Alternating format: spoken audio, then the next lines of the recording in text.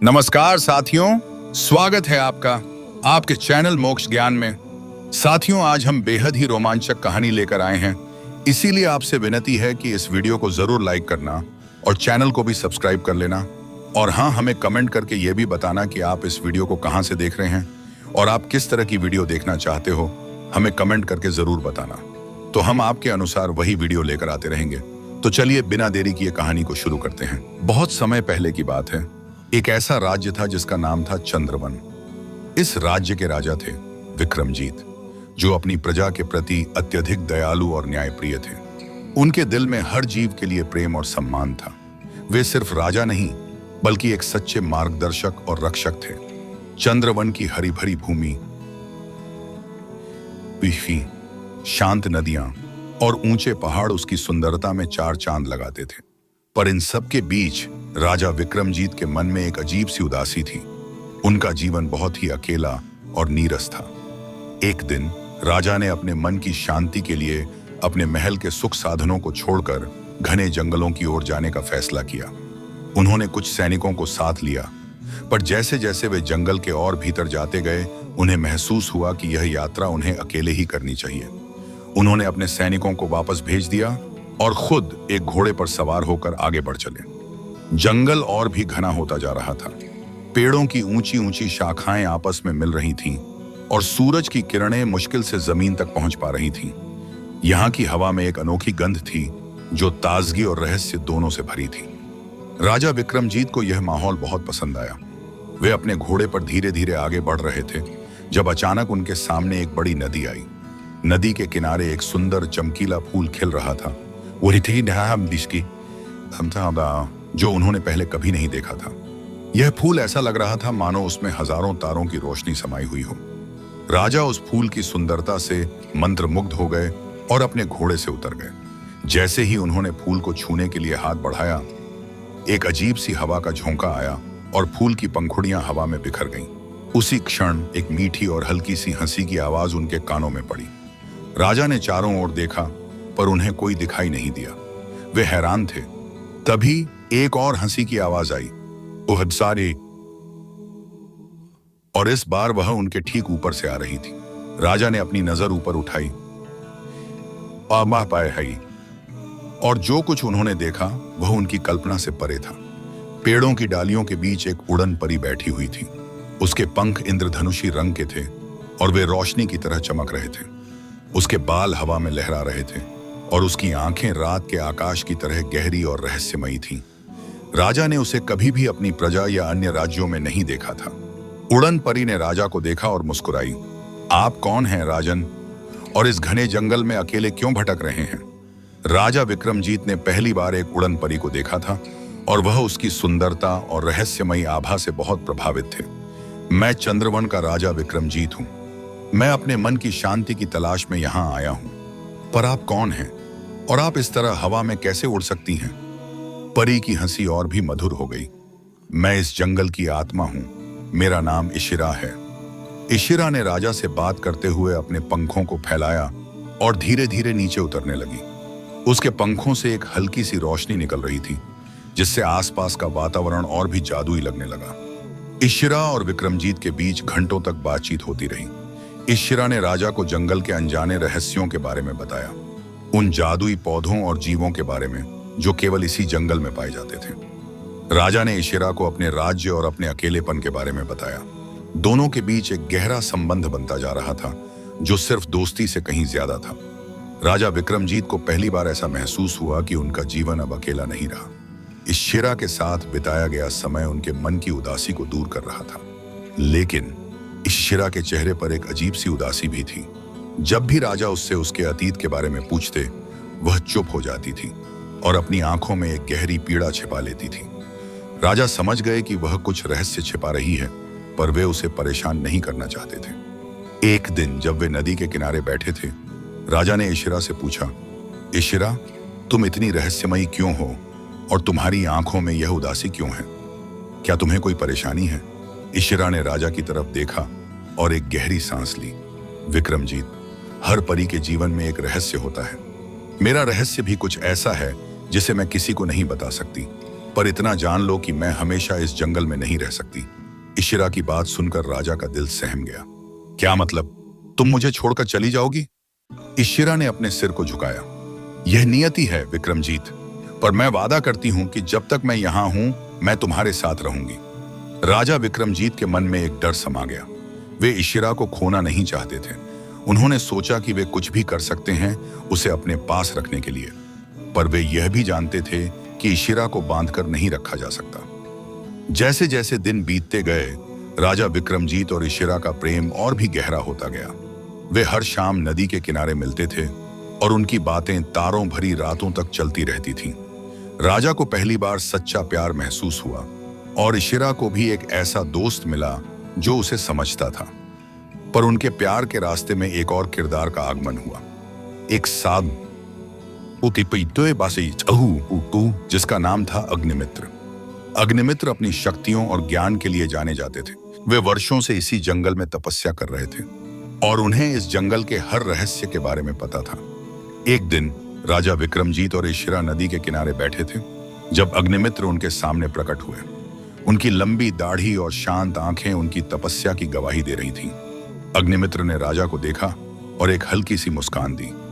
राजन, मैं जानता था कि आप यहां आएंगे और यह भी जानता था कि आपकी मुलाकात इशिरा से होगी। राजा हैरान थे। आप कौन हैं साधु, और आप हमें कैसे जानते हैं? अग्निमित्र ने शांत स्वर में कहा, मैं अग्निमित्र हूं और मैं यहाँ का रक्षक हूं। मैंने वर्षों तक इस जंगल की रक्षा की है और मैंने इशिरा के रहस्य को भी देखा है। अग्निमित्र ने इशिरा की तरफ देखा। इशिरा का चेहरा डर से पीला पड़ गया था। वह जानती थी कि अग्निमित्र पैरनिधि उसके रहस्य को उजागर कर सकते हैं। अग्निमित्र ने अपनी बात जारी रखी, राजन, इशिरा एक आम परी नहीं है। उसका जन्म एक शाप के साथ हुआ है, एक ऐसा शाप जो उसे हर पूर्णिमा की रात को एक साधारण इंसान बना देता है, और पूर्णिमा की रात को अगर उसे कोई इंसान छू लेता है तो वह हमेशा के लिए अपनी पंख खो देगी और एक आम इंसान बन जाएगी। अग्निमित्र की बात सुनकर राजा विक्रमजीत और इशिरा दोनों सदमे में आ गए। इशिरा के आंखों में आंसू आ गए। वह डर गई थी कि अब राजा उसे प्यार नहीं करेंगे। राजा विक्रमजीत ने इशिरा की तरफ देखा। इशिरा, क्या यह सच है? इशिरा ने अपना सिर हिलाया और उसकी आंखों से आंसू बहने लगे। हाँ विक्रमजीत, यह सच है, इसीलिए मैं आपसे दूर रहना चाहती थी। पर राजा विक्रमजीत का प्यार और भी गहरा हो गया। उन्होंने इशिरा का हाथ पकड़ा और कहा, मुझे कोई फर्क नहीं पड़ता, मैं तुमसे प्यार करता हूं, चाहे तुम परी हो या इंसान। अग्निमित्र ने राजा की तरफ देखा और मुस्कुराया। आपका प्यार बहुत सच्चा है राजन, पर इस शाप का एक और पहलू है।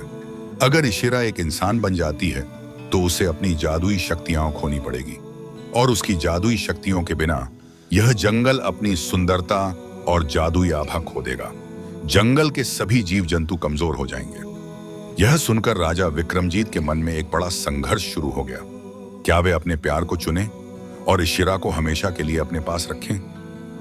इधर इधर अग्निमित्र की बातों ने राजा विक्रमजीत के दिल को पूरी तरह हिला दिया था। उनके सामने एक ऐसी दुविधा थी जिसमें उनका अपना प्रेम और उनके राज्य के भविष्य के बीच एक नाजुक संतुलन था। इशिरा, जो अभी तक एक रहस्यमयी परी थी, अब उनके लिए एक शापित प्राणी बन गई थी जिसकी नियति उनके हाथों में थी। राजा विक्रमजीत ने इशिरा की तरफ देखा। उसकी आंखों में दर्द और भय दोनों थे। वह चुपचाप खड़ी थी, जैसे उसकी पूरी दुनिया रुक गई हो। विक्रमजीत ने महसूस किया कि यह सिर्फ इशिरा का भविष्य नहीं,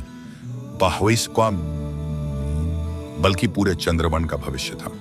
उन्होंने धीरे से अपना हाथ बढ़ाया और इशिरा का चेहरा अपने हाथों में लिया।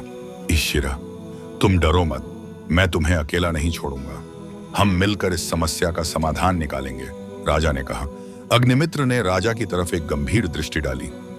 राजन, समाधान इतना आसान नहीं है।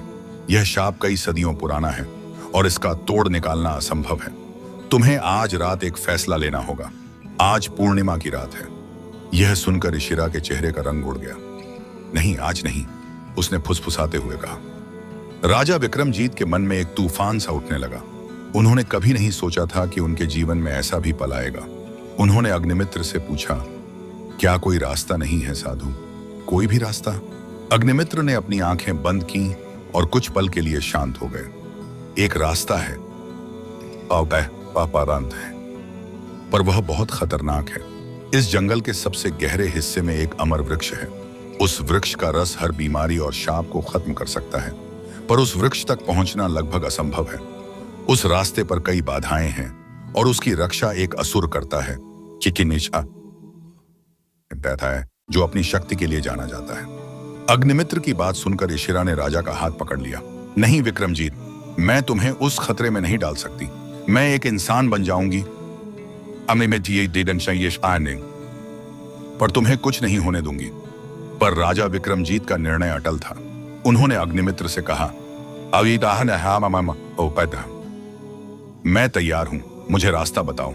मैं इशिरा को बचाऊंगा और अपने राज्य को भी। अग्निमित्र ने राजा की आंखों में दृढ़ संकल्प देखा और उन्हें रास्ता बताने लगे। उन्होंने बताया कि अमर वृक्ष तक पहुंचने के लिए उन्हें 3 अग्नि परीक्षाओं से गुजरना होगा। पहली परीक्षा थी मायावी नदी को पार करना, जिसमें हर कदम पर भ्रम पैदा होता था। दूसरी परीक्षा थी अंधेरी गुफा से होकर गुजरना, जहां हर कोने में डर और निराशा छिपी थी। और तीसरी और सबसे बड़ी परीक्षा थी उस असुर से लड़ना, जिसका नाम था भस्मासुर। जैसे ही अग्निमित्र ने भस्मासुर का नाम लिया, राजा विक्रमजीत के मन में एक पुराना दर्द जाग उठा। कई साल पहले भस्मासुर ने उनके राज्य पर हमला किया था और उनके परिवार के एक सदस्य को मार डाला था। इस हमले के बाद ही राजा के मन में उदासी ने जगह बनाई थी। इस जानकारी ने राजा के संकल्प को और भी मजबूत कर दिया। यह सिर्फ इशिरा को बचाने का नहीं, बल्कि अपने अतीत का बदला लेने का भी मौका था। राजा ने इशिरा को अपनी गोद में उठाया और उसे नदी के किनारे एक सुरक्षित जगह पर ले गए। तुम यहीं मेरा इंतजार करो इशिरा, मैं वापस आऊंगा और तुम्हारे लिए वो अमृत लेकर आऊंगा, इशिरा ने रोते हुए कहा। विक्रमजीत, मेरी वजह से नहीं इशिरा, यह सिर्फ तुम्हारे लिए नहीं है, यह मेरे लिए भी है। मैं तुम्हें अपने जीवन में पाकर बहुत खुश हूं और मैं तुम्हें खोना नहीं चाहता। राजा ने उसे सांत्वना दी।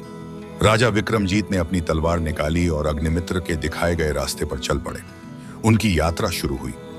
पहली परीक्षा, राजा विक्रमजीत ने अपनी यात्रा शुरू की और जल्द ही वे मायावी नदी के किनारे पहुंचे। नदी का पानी चांदी की तरह चमक रहा था, पर जैसे ही उन्होंने उसमें कदम रखा, उनके सामने भ्रमों का जाल बिछने लगा। उन्हें अपने बचपन के दृश्य दिखाई देने लगे, जहां वे अपने परिवार के साथ हंसी खुशी खेल रहे थे। फिर उन्हें उनके माता पिता के मरने का दृश्य दिखाई दिया। हर कदम पर उनके मन में डर और दुख का एहसास बढ़ता जा रहा था। पर राजा विक्रमजीत ने अपनी आंखें बंद कर लीं और सिर्फ अपने लक्ष्य पर ध्यान केंद्रित किया। इशिरा और अमर वृक्ष। उन्होंने अपने मन से सारी नकारात्मक भावनाओं को बाहर निकाला और आगे बढ़ते रहे। यह आसान नहीं था।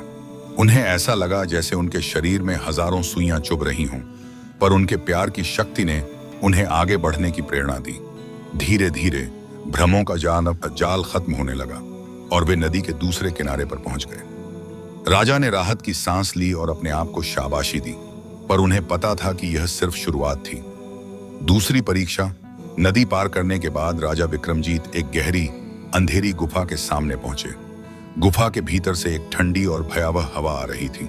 गुफा इतनी गहरी थी कि उसकी अंतिम छोर दिखाई नहीं दे रही थी। राजा ने अपनी तलवार की नोक से एक मशाल जलाई और गुफा में प्रवेश किया। गुफा के भीतर कदम कदम पर उन्हें अजीबोगरीब आवाजें सुनाई देने लगीं। कभी उन्हें कोई रोता हुआ बच्चा सुनाई देता, तो कभी कोई भूतिया हंसी। उन्हें लगा जैसे कोई उनके पीछे चल रहा हो। राजा ने अपनी हिम्मत को बनाए रखा और अपनी तलवार को मजबूती से पकड़ा। चलते चलते उन्हें एक अजीब सा अनुभव हुआ। उन्हें लगा जैसे उनकी सारी हिम्मत खत्म हो गई हो। निराशा उनके मन में घर कर गई। उन्हें लगा कि वे इशिरा को बचाने में असफल रहेंगे। यह डर इतना गहरा था कि वे घुटनों के बल बैठ गए। पर फिर उनके कानों में इशिरा की आवाज गूंजी, विक्रमजीत, तुम अकेले नहीं हो, मैं तुम्हारे साथ हूं। यह आवाज असली नहीं थी, पर इसने राजा को एक नई ऊर्जा दी। वे उठ खड़े हुए और अपनी तलवार को हवा में लहराया। मैं हार नहीं मानूंगा, उन्होंने चिल्लाकर कहा। राजा आगे बढ़ते रहे और अंततः उन्होंने गुफा का अंतिम छोर देख लिया। बाहर सूरज की रोशनी थी और वे उस गुफा से बाहर निकल आए। उन्होंने अपनी मशाल बुझाई और अपनी यात्रा जारी रखी। तीसरी और अंतिम परीक्षा। गुफा से बाहर निकलने के बाद राजा विक्रमजीत ने एक विशाल अंधेरे मैदान को देखा। मैदान के बीचों बीच वृक्ष खड़ा था जो अपनी सुनहरी पत्तियों से चमक रहा था, पर वृक्ष के सामने एक विशाल और भयानक आकृति खड़ी थी, भस्मासुर। भस्मासुर की आंखें आग की तरह जल रही थीं और उसकी त्वचा चट्टान की तरह सख्त थी। वह राजा विक्रमजीत को देखकर हंसा। आखिरकार तुम यहां आ ही गए राजा, मैं तुम्हारा इंतजार कर रहा था। राजा ने अपनी तलवार निकाली और तैयार हो गए। मैं तुम्हें हराने आया हूं भस्मासुर, मैं तुम्हें इस शिरा तक पहुंचने नहीं दूंगा। भस्मासुर हंसा। तुम अकेले मेरे सामने कुछ नहीं हो राजा, मैं वही हूं जिसने तुम्हारे राज्य पर हमला किया था और तुम्हारे परिवार को दर्द दिया था। राजा विक्रमजीत के मन में गुस्सा भर गया। उन्होंने चिल्लाकर कहा, मैं तुमसे बदला लूंगा। भस्मासुर और राजा विक्रमजीत के बीच एक भयानक युद्ध शुरू हुआ। भस्मासुर ने अपनी शक्तियों का इस्तेमाल किया, जिसमें आग के गोले और तूफानों को पैदा करना शामिल था, पर राजा विक्रमजीत ने अपनी रणनीति और तलवार की ताकत से उसका सामना किया। उन्होंने अपनी तलवार से भस्मासुर के हमलों को रोका और उसे चकमा दिया। यह युद्ध घंटों तक चलता रहा। दोनों थक गए थे, पर किसी ने भी हार नहीं मानी। राजा विक्रमजीत ने अंत में अपनी सारी ताकत एक जगह लगाई और अपनी तलवार से भस्मासुर पर आखिरी हमला किया। भस्मासुर की छाती पर तलवार लगी और वह दर्द से चिल्लाया। भस्मासुर का शरीर हवा में घुलने लगा और वह एक धुएं में बदल गया। भस्मासुर की हार के बाद राजा विक्रमजीत थक कर जमीन पर गिर पड़े।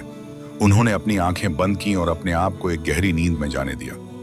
जब वे जागे तो उन्होंने देखा कि वे अमर वृक्ष के पास थे।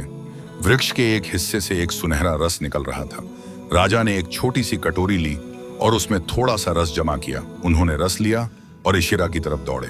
वे जानते थे कि इशिरा उनका इंतजार कर रही होगी, लेकिन जब वे नदी के किनारे पहुंचे तो उन्होंने इशिरा को वहां नहीं पाया। उसके बदले उन्हें इशिरा का पंख मिला, जो जमीन पर गिरा हुआ था। यह पंख वैसा ही था जैसा कि उन्होंने पहले भाग में देखा था, पर इसमें अब कोई चमक नहीं थी। यह एक साधारण पंख लग रहा था। राजा विक्रमजीत के दिल में डर समा गया। इधर विक्रमजीत के हाथों में इशिरा का पंख था। उसकी चमक गायब हो चुकी थी। जैसे किसी तारे ने अपना अस्तित्व खो दिया हो। राजा के मन में एक गहरा डर बैठ गया। क्या इशिरा सचमुच एक इंसान बन चुकी थी? और अगर हां, तो वह कहां चली गई थी? क्या अग्निमित्र का शाप सच हो चुका था? वह जमीन पर घुटनों के बल बैठ गया और उसके दिल में एक तीखा दर्द उठा। उसने महसूस किया कि वह अमर वृक्ष का रस लेकर भी इशिरा को बचा नहीं पाया था। उसने पंख को अपनी मुट्ठी में कसकर पकड़ लिया, मानो वह उसकी आखिरी उम्मीद हो। तभी एक हवा का झोंका आया और उसके कानों में एक धीमी आवाज गूंजी, राजन, मुझे ढूंढो, मैं खतरे में हूं। यह आवाज इशिरा की थी। राजा विक्रमजीत ने तुरंत सिर उठाया और चारों ओर देखा, पर वहां कोई नहीं था। यह सिर्फ एक आवाज नहीं थी, यह एक संदेश था। राजा को यह समझ आ गया कि इशिरा को कोई खतरा है और वह कहीं पास ही है। उन्होंने अपनी तलवार उठाई और दौड़ना शुरू कर दिया। वे उस दिशा में दौड़े जहां से आवाज आई थी, पर हर कदम पर उन्हें निराशा मिल रही थी। जंगल का हर पेड़, हर झाड़ी उन्हें एक नई राह दिखा रही थी। चलते चलते वे एक और रहस्यमयी जगह पर पहुंचे। यह एक प्राचीन बावड़ी थी, जिसके चारों ओर पुराने और टूटे हुए खंभे थे। बावड़ी का पानी गहरा और काला था और उसकी सतह पर चांदनी की परछाई पड़ रही थी। तभी उन्हें बावड़ी के पास एक साधु दिखाई दिया, जो ध्यान में लीन था। यह वही साधु अग्निमित्र था।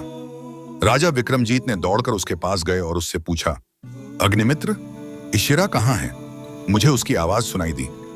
अग्निमित्र ने अपनी आंखें खोली और शांत स्वर में कहा, मैं जानता हूं राजन, मैंने भी उसकी आवाज सुनी।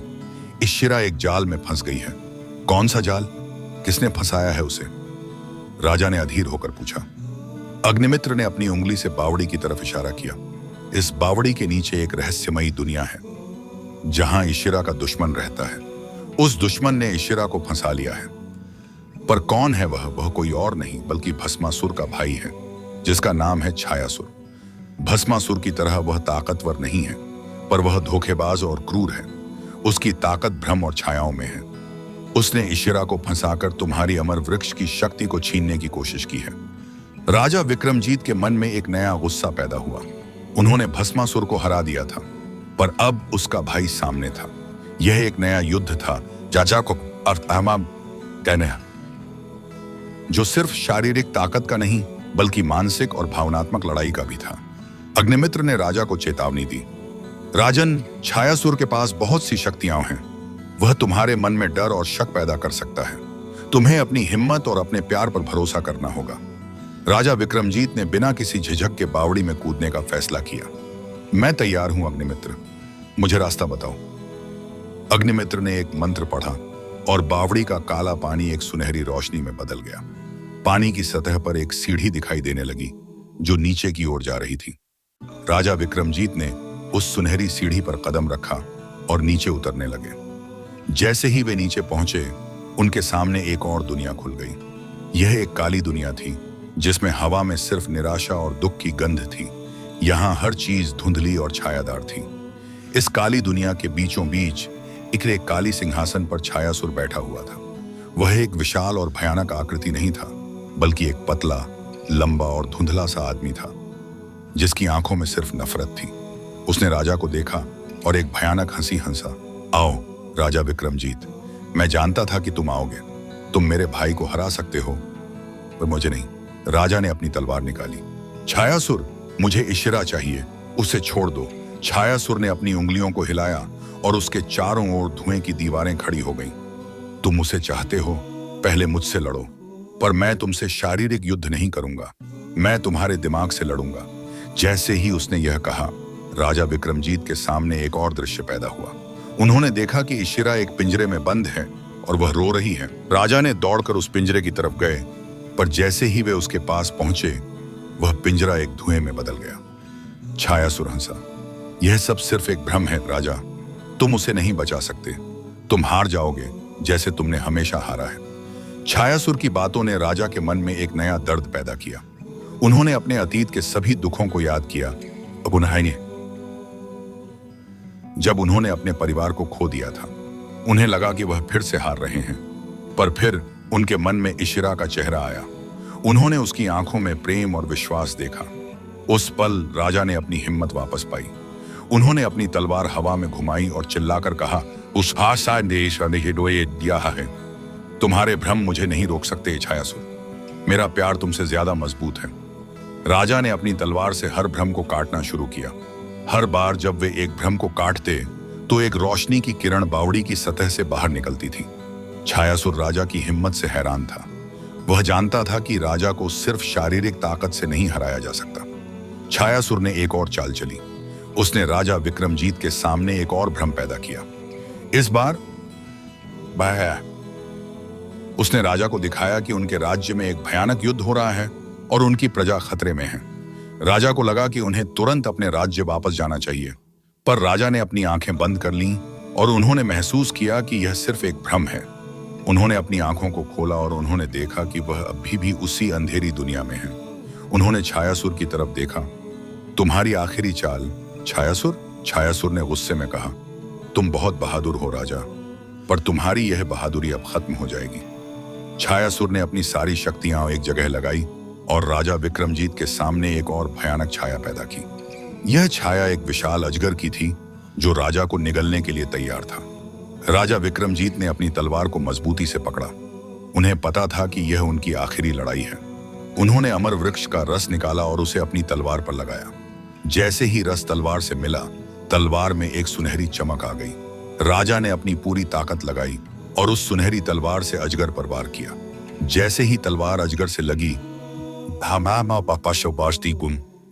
वह एक धुएं में बदल गया। राजा ने अपनी तलवार से छायासुर पर आखिरी वार किया। छायासुर की धुंधली आकृति में एक बड़ा छेद हो गया और वह हवा में घुलने लगा, जैसे कि वह कभी था ही नहीं। छायासुर के गायब होने के बाद राजा विक्रमजीत ने देखा कि एक सुनहरी रोशनी बावड़ी के ऊपर से आ रही थी। रोशनी के बीचों बीच इशिरा हवा में तैर रही थी और उसके पंख फिर से चमक रहे थे। वह अपनी पंखों को फैलाकर धीरे धीरे नीचे आई। राजा ने दौड़कर उसे गले लगा लिया। इशिरा, तुम ठीक हो? हाँ विक्रमजीत, मैं ठीक हूं, इशिरा ने कहा। तुमने मुझे बचा लिया। राजा ने देखा कि इशिरा की आंखों में अब कोई डर नहीं था। उसकी आंखों में सिर्फ प्यार और खुशी थी, पर उनकी खुशी ज्यादा देर तक नहीं रही। जैसे ही वे बावड़ी से बाहर आए, उनके सामने एक और अजीब सी घटना हुई। एक बुढ़िया उनके सामने प्रकट हुई जिसके पास एक छोटी सी जादू की छड़ी थी। वह बुढ़िया रानी इशिरा की तरह मुस्कुराई। शाबाश। पर उसकी मुस्कान बहुत ही रहस्यमयी थी। उसने अपनी जादू की छड़ी हवा में घुमाई और राजा विक्रमजीत और इशिरा को देखा। इधर अग्निमित्र द्वारा रचित बावड़ी से बाहर आते ही राजा विक्रमजीत और इशिरा के सामने एक बुढ़िया रानी प्रकट हुई। उसकी आंखों में एक अजीब सी चमक थी और उसके होंठों पर एक रहस्यमयी मुस्कान थी। उसने अपनी जादू की छड़ी हवा में घुमाई, जिससे एक सुनहरी रोशनी निकली और दोनों को अपनी चपेट में ले लिया। राजा विक्रमजीत ने तुरंत अपनी तलवार निकाली और रक्षात्मक मुद्रा में आ गए। तुम कौन हो बुढ़िया, और तुम क्या चाहती हो? बुढ़िया रानी की मुस्कान और भी गहरी हो गई। डरो मत राजन, मैं तुम्हारी दुश्मन नहीं हूं, पर मैं तुम्हारी दोस्त भी नहीं हूं। मेरा नाम मायावती है और मैं इशिरा की नियति का एक हिस्सा हूं। इशिरा ने डर से राजा का हाथ पकड़ लिया। विक्रमजीत, यह वही है जिसने मेरा शाप बनाया था। इसी ने मेरे जीवन में दुख भर दिया था। मायावती ने अपना सिर हिलाया। यह सब मेरे लिए एक खेल था, पर अब यह एक नया खेल है। मैंने तुम्हें एक नई दुनिया में भेजने का फैसला किया है, जहां तुम्हें एक और चुनौती का सामना करना होगा। मायावती ने अपनी जादू की छड़ी हवा में घुमाई और राजा विक्रमजीत और इशिरा को एक नए स्थान पर भेज दिया।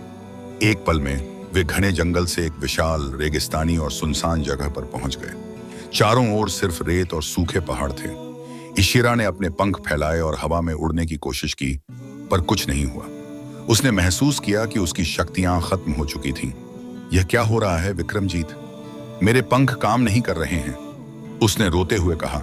मायावती की आवाज हवा में गूंजी।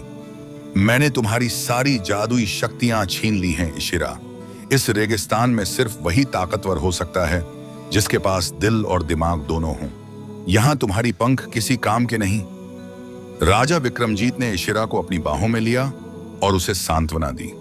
इशिरा, तुम डरो मत, मैं तुम्हारे साथ हूं। हम इस चुनौती का सामना करेंगे। राजा ने अपने आसपास देखा।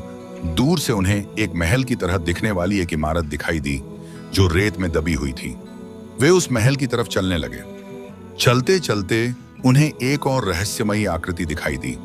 यह एक बूढ़ा आदमी था जो एक पुराने कुएं के पास बैठा था। वह इतना बूढ़ा था कि उसकी त्वचा पर अनगिनत झुर्रियां थीं। राजा विक्रमजीत और इशिरा उस बूढ़े आदमी के पास गए। राजा ने पूछा, आप कौन हैं? बाबा, और यह कौन सी जगह है? बूढ़े आदमी ने अपनी आंखें खोली। उनकी आंखें इतनी शांत थीं कि राजा को लगा जैसे वे किसी गहरे सागर को देख रहे हों। मैं इस रेगिस्तान का रक्षक हूं। मेरा नाम कालदेव है। यह रेगिस्तान कोई साधारण जगह नहीं है राजन, यह विस्मरण का रेगिस्तान है। विस्मरण का रेगिस्तान? इशिरा ने आश्चर्य से पूछा। हाँ, यहाँ हर जीव अपना अतीत भूल जाता है। यहाँ आने वाले हर व्यक्ति का दिमाग खाली हो जाता है और वह सिर्फ एक छाया बनकर रह जाता है। इस रेगिस्तान में सिर्फ वही जीवित रह सकता है जिसके पास अपने अतीत को याद रखने की शक्ति हो, कालदेव ने कहा। राजा विक्रमजीत और इशिरा एक दूसरे को देखकर हैरान थे। मायावती ने उन्हें एक ऐसी जगह पर भेजा था जहां उन्हें अपनी पहचान खोने का खतरा था। कालदेव ने अपनी बात जारी रखी। तुम्हारे पास अपनी यादों को बचाने का एक ही रास्ता है। तुम्हें इस रेगिस्तान के केंद्र में स्थित सत्य का मंदिर तक पहुंचना होगा। उस मंदिर के अंदर एक जादुई दर्पण है जो तुम्हारी यादों को सुरक्षित रख सकता है। पर हम उस मंदिर तक कैसे पहुंचेंगे? राजा ने पूछा। तुम्हें 3 पहेलियों का जवाब देना होगा। हर पहेली का जवाब तुम्हें अगले रास्ते पर ले जाएगा। पर याद रखना, अगर तुमने एक भी पहेली का गलत जवाब दिया तो तुम हमेशा के लिए अपनी यादों को खो दोगे। कालदेव ने चेतावनी दी। राजा विक्रमजीत ने इशिरा की तरफ देखा। इशिरा का चेहरा डर से पीला पड़ गया था। उसने कहा, मैं अपनी यादों को खोना नहीं चाहती विक्रमजीत। हम नहीं खोएंगे, हम इन पहेलियों का सामना करेंगे। राजा ने दृढ़ता से कहा। कालदेव ने पहली पहेली पूछी। मैं रोशनी हूं पर मुझे देखा नहीं जा सकता। मैं हर जगह हूं पर मुझे छुआ नहीं जा सकता। मैं क्या हूं? राजा विक्रमजीत ने कुछ पल सोचा। यह एक मुश्किल पहेली थी। उन्होंने अपने दिमाग में हर संभव जवाब तलाशा। फिर उन्होंने इशिरा की तरफ देखा।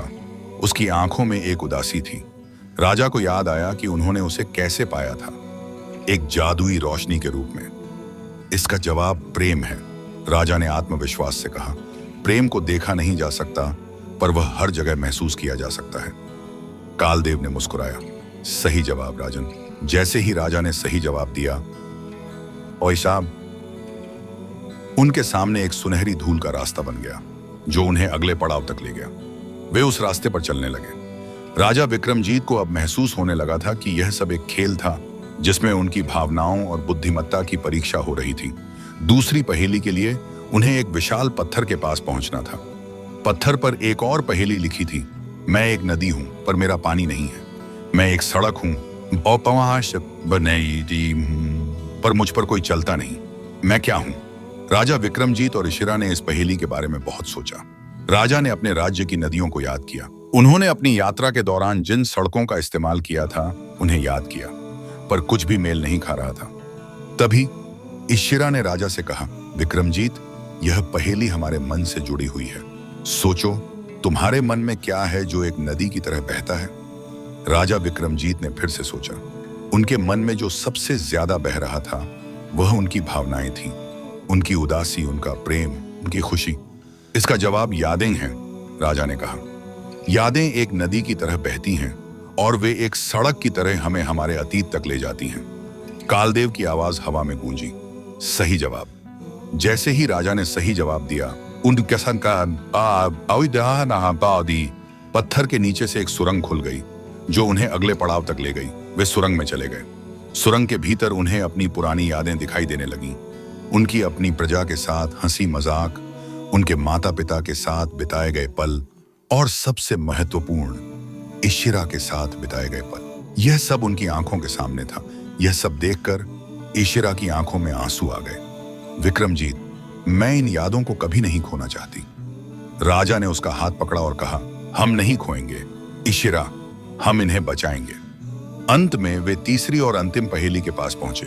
यह एक विशाल रेगिस्तानी पौधा था जिसके नीचे एक और पहेली लिखी थी, मैं एक दोस्त हूं पर मुझे देखा नहीं जा सकता। मैं क्या हूं? यह सबसे मुश्किल पहेली थी। राजा विक्रमजीत और इशिरा ने घंटों तक इस बारे में सोचा। उन्होंने अपने जीवन के हर दुश्मन और दोस्त के बारे में सोचा, पर कोई भी इस पहेली का जवाब नहीं था। राजा विक्रमजीत ने हार मान ली। मैं नहीं जानता इशिरा, मुझे लगता है कि हम हार गए। तभी इशिरा ने राजा के माथे पर हाथ रखा और कहा, विक्रमजीत, तुम्हारा सबसे बड़ा दुश्मन और सबसे अच्छा दोस्त कौन है? राजा ने अपनी आंखें बंद की और उन्होंने महसूस किया कि उनका सबसे बड़ा दुश्मन उनका अपना अहंकार है और उनका सबसे अच्छा दोस्त उनकी अपनी बुद्धिमत्ता। इसका जवाब आप हैं, राजा ने आत्मविश्वास से कहा। हमारा सबसे बड़ा दुश्मन और सबसे अच्छा दोस्त हम खुद ही हैं। जैसे ही राजा ने सही जवाब दिया, पौधा अपनी जड़ें हटाकर रास्ता दे दिया और उनके सामने सत्य का मंदिर दिखाई दिया। वे मंदिर के अंदर गए। मंदिर के बीचों बीच एक जादुई दर्पण था। राजा विक्रमजीत और इशिरा ने अपनी आंखों में देखा। दर्पण में उनकी सारी यादें दिखाई दे रही थीं और वे सुरक्षित थीं। इधर सत्य के मंदिर में राजा विक्रमजीत और इशिरा ने अपनी यादों को जादुई दर्पण में सुरक्षित कर लिया था। उनकी यादें अब एक सुनहरी आभा के रूप में चमक रही थीं, जो उन्हें विस्मरण के रेगिस्तान के प्रभावों से बचा रही थी। जैसे ही उन्होंने यह कार्य पूरा किया, दर्पण से एक आवाज गूंजी, तुमने इस चुनौती को पार कर लिया है राजन। अब तुम अपनी दुनिया में वापस जा सकते हो, पर याद रखना, तुम्हारे जीवन का सबसे बड़ा रहस्य अभी भी बाकी है। राजा विक्रमजीत ने पूछा, क्या रहस्य? और यह आवाज किसकी है? दर्पण में एक बूढ़ा ज्ञानी चेहरा दिखाई दिया। यह वही चेहरा था जो उन्होंने पहले कभी नहीं देखा था। मैं इस मंदिर का रक्षक हूं। मेरा नाम आत्मदेव है। तुम्हारे जीवन का रहस्य तुम्हारी अपनी शक्ति से जुड़ा है राजा। तुम सिर्फ चंद्रवन के राजा नहीं हो, बल्कि एक प्राचीन वंश के वंशज हो और तशेष हो, जिनके पास ब्रह्मांड की सबसे बड़ी शक्ति है। यह शक्ति तुम्हारे भीतर सोई हुई है। राजा विक्रमजीत यह सुनकर हैरान थे। उन्होंने कभी नहीं सोचा था कि उनके भीतर ऐसी कोई शक्ति हो सकती है। तभी इशिरा ने पूछा, तो क्या यह मेरी शक्तियों को वापस लाने में मदद कर सकता है? आत्मदेव ने कहा, हाँ, तुम्हारी शक्तियां तुमसे नहीं छीनी गई इशिरा, वे सिर्फ निष्क्रिय हो गई हैं। तुम्हारी शक्तियां तुम्हारे अंदर ही हैं। जब तुम अपनी आत्मा की सच्ची पहचान करोगी तो तुम्हारी शक्तियां वापस आ जाएंगी। आत्मदेव की बातों ने राजा और इशिरा दोनों को एक नई दिशा दी। उन्हें पता था कि उनकी असली यात्रा अभी शुरू हुई है। तभी मंदिर के बाहर एक भयानक गर्जना सुनाई दी। मंदिर हिलने लगा और दीवारों में दरारें पड़ने लगीं। आत्मदेव ने घबराकर कहा, यह अंधकार है। उसने मंदिर को ढूंढ लिया है। वह हर उस प्राणी को खत्म करना चाहता है जिसके पास सत्य और प्रेम की शक्ति है। इशिरा और विक्रमजीत तुरंत मंदिर से बाहर निकले और उन्होंने देखा कि पूरा रेगिस्तान काले धुएं से ढक गया था। हवा में एक अजीब सी गंध थी जो डर और नफरत से भरी हुई थी। उस धुएं के बीच एक विशाल काली आकृति खड़ी थी जिसके पास भयानक शक्तियां थीं। अंधकार ने एक धीमी गहरी आवाज में कहा, तुम बच नहीं सकते राजा विक्रमजीत। मैंने तुम्हें हर जगह ढूंढा है। राजा विक्रमजीत ने अपनी तलवार निकाली। तुम कौन हो और तुम हमसे क्या चाहते हो? अंधकार ने हंसा। मैं हर उस चीज का अंत हूं जो रोशनी और प्रेम से जुड़ी है। मैं वही हूं जिसने इशिरा के शाप का निर्माण किया था। मैं चाहता हूं कि तुम अपनी शक्ति को भूल जाओ और मेरे गुलाम बन जाओ। राजा और इशिरा दोनों समझ गए कि उनका असली दुश्मन मायावती नहीं थी बल्कि यह अंधकार था। मायावती सिर्फ एक प्यादा थी जो अंधकार के आदेशों का पालन कर रही थी। अंधकार ने एक भयानक शक्ति से हमला किया जिससे चारों ओर की रेत हवा में उड़ने लगी। इशिरा डर से कांप रही थी क्योंकि वह बिना अपनी शक्तियों के इस राक्षस का सामना नहीं कर सकती थी। राजा विक्रमजीत ने इशिरा को पीछे धकेला और अंधकार के सामने खड़े हो गए। मैं तुम्हें इशिरा को छूने नहीं दूंगा। राजा और अंधकार के बीच एक भयानक युद्ध शुरू हुआ। राजा विक्रमजीत ने अपनी तलवार का इस्तेमाल किया पर अंधकार की छाया को काटा नहीं जा सकता था। हर बार जब राजा वार करते, अंधकार की आकृति सिर्फ एक धुएं में बदल जाती और फिर से बन जाती। राजा विक्रमजीत थकने लगे थे पर वे हार नहीं माने। उन्होंने महसूस किया कि इस युद्ध को शारीरिक ताकत से नहीं जीता जा सकता। तभी उन्हें आत्मदेव की बातें याद आईं। तुम्हारे पास ब्रह्मांड की सबसे बड़ी शक्ति है। राजा ने अपनी आंखें बंद की और अपनी पूरी ताकत को अपने भीतर महसूस करने की कोशिश की। उन्होंने अपने दिल में प्रेम की शक्ति को महसूस किया जो इशिरा के लिए था। उन्होंने अपने मन में अपनी प्रजा के लिए दया की शक्ति को महसूस किया। धीरे धीरे राजा विक्रमजीत के शरीर से एक सुनहरी रोशनी निकलने लगी। यह रोशनी इतनी शक्तिशाली थी कि वह अंधकार के काले धुएं को भेद रही थी। राजा ने अपनी आंखों को खोला और उनकी आंखों में एक नई चमक थी। उन्होंने अपनी तलवार को अपनी मुट्ठी में कसकर पकड़ा और उस पर अपनी पूरी शक्ति को केंद्रित किया। मैं तुम्हें प्रेम की शक्ति से हराऊंगा, अंधकार, राजा ने चिल्लाकर कहा। उन्होंने अपनी तलवार को हवा में लहराया और एक सुनहरी किरण निकली, तुम भाव निकली, जो सीधे अंधकार की आकृति की तरफ गई। जैसे ही यह किरण अंधकार से मिली, वह दर्द से चिल्लाया, तुम इतने शक्तिशाली कैसे हो सकते हो? अंधकार ने चीख कर कहा। राजा ने कहा, यह मेरी नहीं बल्कि प्रेम की शक्ति है। तुम इसे कभी नहीं हरा सकते। राजा ने अपनी सारी शक्ति एक जगह लगाई और एक और सुनहरी किरण से अन्नास अंधकार पर हमला किया। अंधकार की आकृति धीरे धीरे धुएं में बदलने लगी और वह अंत में गायब हो गया। अंधकार के गायब होने के बाद रेगिस्तान फिर से शांत हो गया। इशिरा ने राजा विक्रमजीत की तरफ देखा। तुमने मुझे और दुनिया को बचा लिया विक्रमजीत। तभी इशिरा के शरीर से एक सुनहरी चमक निकलने लगी। उसके पंख फिर से चमकने लगे और वे पहले से भी ज्यादा सुंदर और चमकीले थे। इशिरा ने हवा में उड़ना शुरू कर दिया। मेरी शक्तियां वापस आ गईं, इशिरा ने खुशी से चिल्लाकर कहा। इशिरा और राजा विक्रमजीत ने इस दिखते ही एक दूसरे को गले लगाया। उन्होंने महसूस किया कि उनकी यात्रा अभी खत्म नहीं हुई थी। उन्हें अभी भी मायावती से मिलना था और अपनी दुनिया में वापस जाना था। इधर अंधकार को हराने के बाद विस्मरण का रेगिस्तान फिर से अपने शांत स्वरूप में लौट आया था। हवा में अब सिर्फ ताजगी और शांति की गंध थी। राजा विक्रमजीत और इशिरा ने एक दूसरे को देखा और उनके चेहरों पर एक नई खुशी और आत्मविश्वास था। इशिरा की शक्तियां वापस आ गई थीं और वह अपने चमकीले पंखों के साथ हवा में उड़ रही थी। विक्रमजीत, तुमने मुझे और इस दुनिया को बचा लिया, इशिरा ने कहा। राजा ने मुस्कुराकर कहा, यह हमारी लड़ाई थी इशिरा।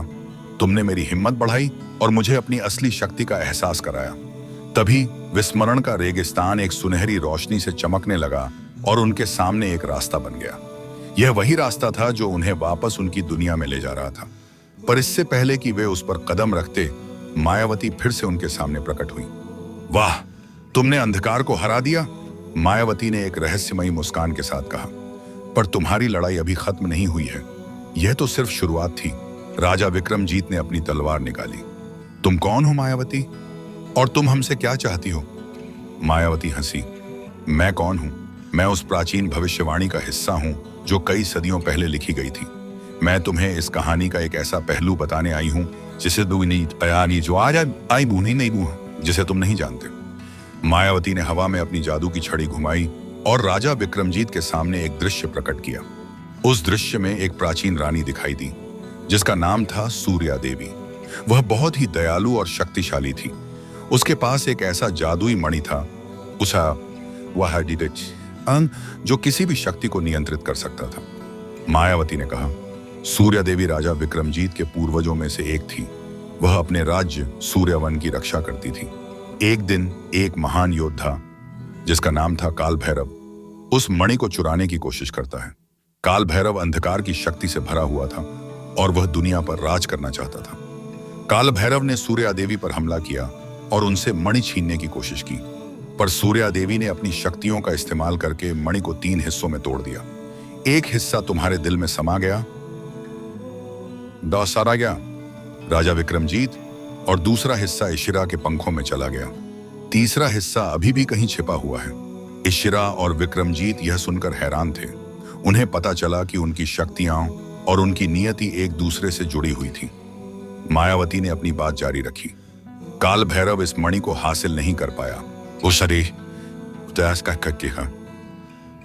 और उसे पता था कि जब तक मणि के तीनों हिस्से एक साथ नहीं होंगे तब तक वह दुनिया पर राज नहीं कर पाएगा। इसलिए उसने एक शाप बनाया जिससे इशिरा का अस्तित्व कमजोर हो जाए। वह चाहता था कि तुम इशिरा अपने पंखों की शक्ति खो दो जिससे तुम कमजोर हो जाओ। इशिरा को अपने शाप का असली कारण पता चला। वह बहुत दुखी थी। मायावती ने आगे कहा, अब तुम्हारी असली लड़ाई शुरू होगी। तुम्हें मणि के तीसरे हिस्से को ढूंढना होगा जो किसी अनजान जगह पर छिपा हुआ है।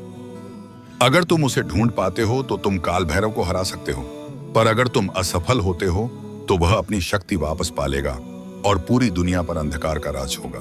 राजा विक्रमजीत ने पूछा, हम उस तीसरे हिस्से को कहां ढूंढ सकते हैं और हम यह कैसे पता लगाएंगे कि वह कहां है? मायावती ने मुस्कुराकर कहा, तुम्हें उस हिस्से को ढूंढने के लिए एक रहस्यमयी जगह पर जाना होगा जिसका नाम है पंखों का साम्राज्य।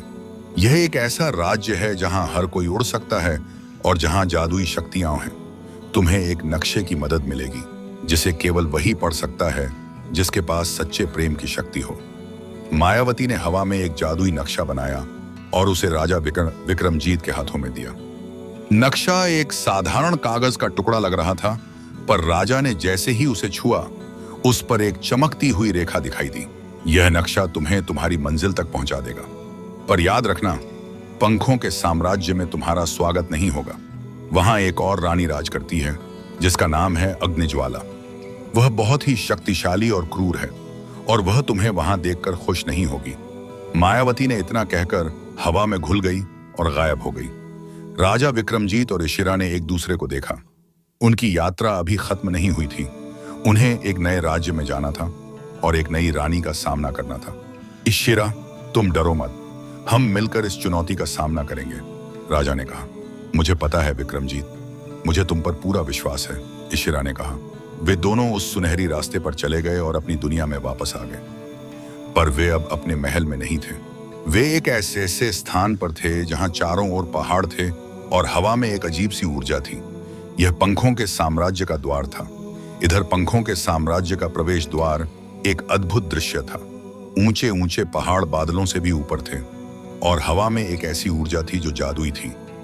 राजा विक्रमजीत और इशिरा ने देखा कि द्वार पर एक विशालकाय पत्थर की मूर्ति बनी हुई थी जिसके पंख फैले हुए थे।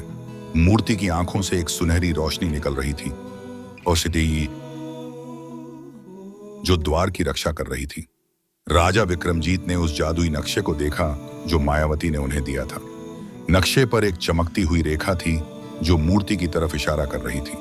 राजा ने अपनी हिम्मत को इकट्ठा किया और मूर्ति के पास गए। जैसे ही वे पास पहुंचे, मूर्ति की आंखें और भी तेज चमकने लगी और एक गहरी आवाज गूंजी, कौन हो तुम जो पंखों के साम्राज्य में प्रवेश करना चाहते हो?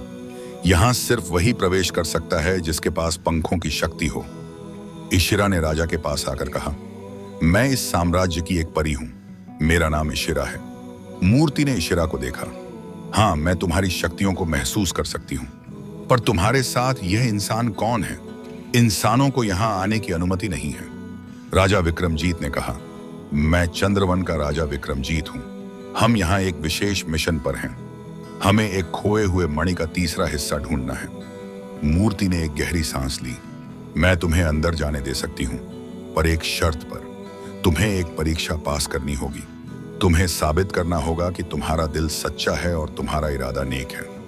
राजा ने कहा, मैं तैयार हूं, मुझे बताओ क्या करना होगा। मूर्ति ने कहा,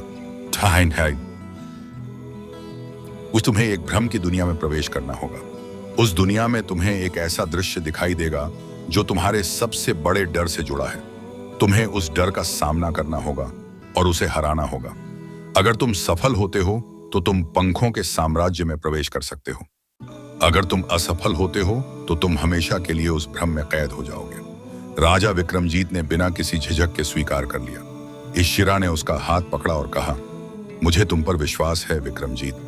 राजा ने आंखें बंद कर ली और उन्होंने महसूस किया कि उनका शरीर हवा में तैर रहा है। कुछ ही क्षणों में वे एक अलग ही दुनिया में थे। यह एक भयानक अंधेरी जगह थी जहां चारों ओर सिर्फ आग और धुआं था। अचानक उनके सामने एक भयानक आकृति प्रकट हुई। यह आकृति कोई और नहीं बल्कि भैरव था। उसकी आंखें आग की तरह जल रही थीं और उसके हाथों में एक भयानक तलवार थी। स्वागत है राजा विक्रमजीत, काल भैरव ने एक भयानक हंसी के साथ कहा। तुम यहां मेरे सबसे बड़े दुश्मन हो। मैंने तुम्हारे परिवार को मार डाला और अब मैं तुम्हें भी खत्म कर दूंगा। राजा विक्रमजीत ने अपनी तलवार निकाली। तुम सिर्फ एक भ्रम हो काल भैरव, तुम मुझे डरा नहीं सकते। क्या मैं एक भ्रम हूं? काल भैरव ने हंसते हुए कहा, क्या तुम्हें याद नहीं कि मैंने तुम्हारे भाई को कैसे मारा था? मैंने उसे तुम्हारे सामने खत्म कर दिया था। काल भैरव की बातों ने राजा के मन में एक गहरा घाव पैदा किया। उन्हें अपने भाई की मौत याद आई और उन्हें लगा कि वे उस पल को फिर से जी रहे हैं। उनकी हिम्मत कमजोर पड़ने लगी। लेकिन तभी उन्हें इशिरा की आवाज सुनाई दी, विक्रमजीत, यह सच नहीं है, यह सिर्फ एक भ्रम है। तुम्हारी शक्ति तुम्हारे प्रेम में है, तुम्हारे डर में नहीं। राजा विक्रमजीत ने अपनी आंखें खोलीं और उन्होंने महसूस किया कि यह सिर्फ एक भ्रम है। उन्होंने अपनी तलवार को हवा में लहराया और चिल्लाकर कहा, मैं अपने अतीत का सामना करूंगा और उसे हराऊंगा। राजा ने अपनी पूरी ताकत लगाई और काल भैरव पर हमला किया। जैसे ही उनकी तलवार काल भैरव से लगी, वह एक धुएं में बदल गया और गायब हो गया। राजा ने सफलतापूर्वक अपनी पहली परीक्षा पास कर ली थी। जैसे ही वे अपनी आंखें खोले, उन्होंने देखा कि वे मूर्ति के सामने खड़े थे। मूर्ति की आंखें अब शांत थीं और उसके चेहरे पर एक मुस्कान थी। तुमने अपनी परीक्षा पास कर ली है राजा, तुम पंखों के साम्राज्य में प्रवेश कर सकते हो, मूर्ति ने कहा। मूर्ति ने अपने पंखों को फैलाया और उनके बीच एक रास्ता खुल गया। राजा और इशिरा उस रास्ते पर चले गए। जैसे ही उन्होंने प्रवेश किया, उन्होंने देखा कि यह एक अद्भुत राज्य था। यहाँ हर कोई उड़ रहा था। पेड़ों की शाखाओं पर पक्षियों की जगह परी जैसी आकृतियां बैठी थीं और फूलों की जगह जादुई पौधे थे। राजा और इशिरा धीरे धीरे आगे बढ़े। वे पंखों के साम्राज्य की राजधानी की तरफ जा रहे थे। राजधानी में एक विशाल महल था जिसके ऊपर एक सुनहरी रोशनी चमक रही थी। राजधानी में एक रानी अपने सिंहासन पर बैठी थी। यह कोई और नहीं बल्कि रानी अग्निज्वाला थी। उसके बाल आग की तरह लाल थे और उसकी आंखें सोने की तरह चमक रही थीं। उसके पास एक सुनहरी तलवार थी जो उसकी शक्ति का प्रतीक थी। रानी अग्निज्वाला ने राजा विक्रमजीत और इशिरा को देखा। उसकी आंखों में कोई खुशी नहीं थी। वह उठकर अपने सिंहासन से नीचे आई और राजा के सामने खड़ी हो गई। तुम कौन हो इंसान, और तुम यहाँ क्या करने आए हो? रानी अग्निज्वाला ने गुस्से से कहा। इशिरा ने आगे आकर कहा, रानी, हम यहाँ एक विशेष मिशन पर हैं। हमें एक मणि का तीसरा हिस्सा ढूंढना है। रानी अग्निज्वाला ने हंसकर कहा, मुझे पता है तुम यहाँ क्यों आए हो। तुम उस मणि को चाहते हो जो मेरे राज्य में है, पर मैं तुम्हें वह नहीं दूंगी। राजा विक्रमजीत ने कहा, रानी भैया, नहीं है। हम किसी को नुकसान पहुंचाने नहीं आए हैं, हम सिर्फ दुनिया को बचाना चाहते हैं। रानी अग्निज्वाला ने अपनी तलवार निकाली और राजा पर हमला किया। मैं तुम्हें यहां से वापस नहीं जाने दूंगी। राजा और रानी के बीच एक भयानक युद्ध शुरू हुआ। राजा विक्रमजीत ने अपनी तलवार से रानी अग्निज्वाला के हमलों को रोका, पर रानी की शक्ति बहुत ज्यादा थी। तभी इशिरा ने राजा को धक्का दिया और वह रानी की तलवार से बच गया। इशिरा रानी के सामने खड़ी हो गई। रानी, प्लीज हमें मत मारो, हम तुम्हारे दुश्मन नहीं हैं। रानी अग्निज्वाला ने इशिरा को देखा। उसकी आंखों में एक अजीब सी चमक थी। मैं तुम्हें जानती हूं इशिरा, तुम वही हो जिसने मेरे सबसे प्रिय दोस्त को धोखा दिया था। यह सुनकर इशिरा हैरान थी। क्या मैं तुम्हें नहीं जानती? तुम नहीं जानती, रानी अग्निज्वाला ने कहा। तुम वही हो जिसने सुखदूत को धोखा दिया था। तुम वही हो जिसने उसकी शक्तियों को चुराया था और उसे मरने के लिए छोड़ दिया था। रानी अग्निज्वाला की बातों ने इशिरा को स्तब्ध कर दिया। उसे सुखदूत नाम याद आ रहा था, पर उसे कुछ भी साफ साफ याद नहीं था। उसे लगा जैसे उसका दिमाग खाली हो गया हो। इधर रानी अग्निज्वाला की बातों ने इशिरा के दिल पर एक गहरा घाव किया था। सुखदूत का नाम सुनकर उसे एक धुंधली सी याद आई, जिसमें एक लड़का था जिसके साथ वह हंसती खेलती थी, पर उसे कुछ भी साफ साफ याद नहीं आ रहा था। उसके दिमाग में एक खालीपन था। रानी, मुझे कुछ याद नहीं, इशिरा ने दर्द से कहा। अगर मैंने कुछ गलत किया है तो मैं माफी चाहती हूं, पर मुझे कुछ याद नहीं। रानी अग्निज्वाला ने इशिरा की तरफ देखा। उसकी आंखों में गुस्सा और उदासी दोनों थे। तुमने उसे धोखा दिया इशिरा, तुमने उसकी शक्तियों को चुराया और उसे मरने के लिए छोड़ दिया। वह मेरा भाई था। यह सुनकर इशिरा और विक्रमजीत दोनों चौंक गए। सुखदूत रानी अग्निज्वाला का भाई था।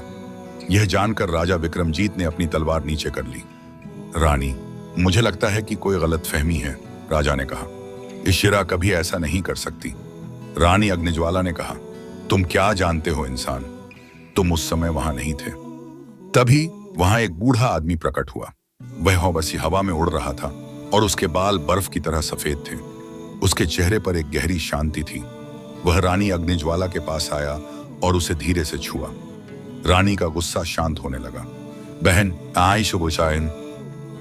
बहन शांत हो जाओ, बूढ़े आदमी ने कहा।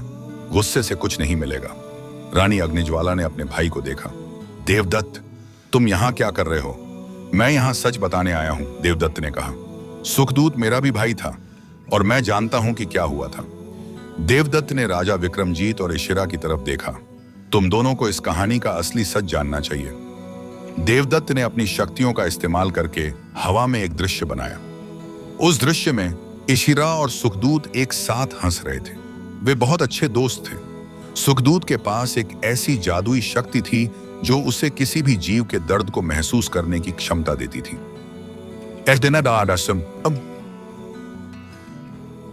सुखदूत ने एक शक्तिशाली राक्षस को हराया, पर इस प्रक्रिया में वह अपनी शक्ति को खोने लगा था। सुखदूत ने इशिरा को बताया कि अगर वह अपनी शक्ति को वापस पाना चाहता है तो उसे एक ऐसी परी की शक्ति को लेना होगा जो सबसे शुद्ध हो। इशिरा ने बिना किसी हिचकिचाहट के अपनी शक्ति को सुखदूत को देने का फैसला किया, पर जब वह ऐसा कर रही थी तब एक रहस्यमयी छाया ने उन पर हमला किया। यह छाया कोई और नहीं बल्कि अंधकार का सेवक था। उसने सुखदूत की शक्तियों को छीन लिया और उन पर हमला किया। इशिरा, जिसने अपनी शक्ति दे दी थी, कमजोर हो गई थी। वह सुखदूत को बचाने में असमर्थ थी। सुखदूत ने अपनी आखिरी सांस ली और मर गया। इशिरा पर एक शाप पड़ गया और वह अपनी यादें खो बैठी। देवदत्त ने कहा, जब इशिरा होश में आई तो उसे कुछ भी याद नहीं था। वह सिर्फ इतना जानती थी कि उसे अपनी शक्ति वापस पानी है। उसने सुखदूत के पंखों से उसकी कुछ शक्ति ले ली ताकि वह फिर से उड़ सके। रानी अग्निज्वाला ने यह सब देखा और उसने सोचा कि इशिरा ने सुखदूत को धोखा दिया है। यह कहानी सुनकर रानी अग्निज्वाला की आंखों में आंसू आ गए। तो यह सब एक गलतफहमी थी, उसने दर्द से कहा। इशिरा भी रोने लगी। तो यह सब मेरी गलती नहीं थी? देवदत्त ने कहा। नहीं इशिरा, यह तुम्हारी गलती नहीं थी। यह अंधकार का एक और खेल था। वह चाहता था कि तुम दोनों एक दूसरे से लड़ो और वह इस मौके का फायदा उठाकर दुनिया पर राज करे। रानी अग्निज्वाला ने इशिरा को गले लगाया। मुझे माफ कर दो इशिरा, मैंने तुम्हें गलत समझा। इशिरा ने भी उसे गले लगाया। मुझे माफ कर दो रानी, मैं तुम्हें कभी नहीं भूल सकती। राजा विक्रमजीत ने उन दोनों को देखा और उन्हें खुशी महसूस हुई। उनकी लड़ाई अब खत्म हो चुकी थी। रानी अग्निज्वाला ने कहा, कहा, मैं तुम्हारी मदद करूंगी। मेरे पास वह तीसरा मणि है जो तुम ढूंढ रहे हो। यह मेरे भाई सुखदूत की आखिरी निशानी है। रानी अग्निज्वाला ने अपनी तलवार को उठाया और तलवार के बीच से एक चमकता हुआ मणि निकला। यह वही मणि था जो वे ढूंढ रहे थे। रानी ने मणि को राजा विक्रमजीत के हाथों में दिया। तुम्हें इस मणि को एक ऐसे स्थान पर ले जाना होगा जहां तुम इसे तीनों हिस्सों में जोड़ सको, रानी ने कहा। वह जगह पूर्णिमा के शिखर पर है। राजा विक्रमजीत ने मणि को लिया और उन्होंने रानी और देवदत्त का धन्यवाद किया। आपका बहुत बहुत धन्यवाद रानी, और तुम्हारा भी देवदत्त, रानी अग्निज्वाला ने कहा। जाओ विक्रमजीत, दुनिया को काल भैरव से बचाओ। राजा विक्रमजीत और इशिरा ने पंखों के साम्राज्य को छोड़ दिया और पूर्णिमा के शिखर की तरफ चल पड़े। यह एक लंबी और मुश्किल यात्रा थी। इधर रानी अग्निज्वाला और देवदत्त से विदा लेने के बाद राजा विक्रमजीत और इशिरा ने अपनी यात्रा जारी रखी। उनके पास अब तीनों मणियों में से एक था जो काल भैरव को हराने के लिए बहुत महत्वपूर्ण था। वे पूर्णिमा के शिखर की तरफ बढ़ रहे थे, जो कि एक बहुत ही दुर्गम और रहस्यमयी जगह थी। पंखों के साम्राज्य को पीछे छोड़ते हुए वे घने जंगलों, गहरी घाटियों और बर्फीले पहाड़ों से होकर गुजरे। इशिरा अपनी शक्तियों का इस्तेमाल करके राजा को हवा में उड़ाने में मदद कर रही थी, जिससे उनकी यात्रा थोड़ी आसान हो गई थी। चलते चलते वे एक और अजीब जगह पर पहुंचे। यह एक ऐसी घाटी थी जहां हवा में एक अजीब सी खामोशी थी। घाटी के बीचों बीच एक विशालकाय पेड़ था जिसके पत्ते नीले रंग के थे और उसमें एक अजीब सी चमक थी। राजा विक्रमजीत ने उस पेड़ को देखा। इशिरा आकर कहा, यह पेड़ मुझे बहुत अजीब लग रहा है। क्या यह कोई जादुई पेड़ है? इशिरा ने राजा के पास आकर कहा। बाहम हाँ विक्रमजीत, यह एक स्मृति वृक्ष है। यह वृक्ष हर उस जीव की यादों को अपने पास रखता है जो इसके पास से गुजरता है। यह उन यादों को वापस देता है, पर एक शर्त पर। तभी स्मृति वृक्ष से एक आवाज गूंजी, जो भी यहां आता है उसे अपनी सबसे दर्दनाक याद को मुझे देना होगा। अगर तुम अपनी याद को मुझे नहीं देते तो तुम यहां से आगे नहीं जा सकते। राजा विक्रमजीत और इशिरा दोनों हैरान थे। उन्हें अपनी सबसे दर्दनाक याद को त्यागना होगा ताकि वे आगे बढ़ सकें। इशिरा ने राजा की तरफ देखा। विक्रमजीत, मैं अपनी सबसे दर्दनाक याद नहीं देना चाहती। मैं सुखदूत की यादों को नहीं खोना चाहती। राजा विक्रमजीत ने इशिरा को सांत्वना दी। इशिरा, हम दोनों ने एक ही दुख को सहा है। मैंने अपने भाई को खोया और तुमने सुखदूत को, पर हमें अपनी यादों को त्यागना होगा। यह हमारी नियति है।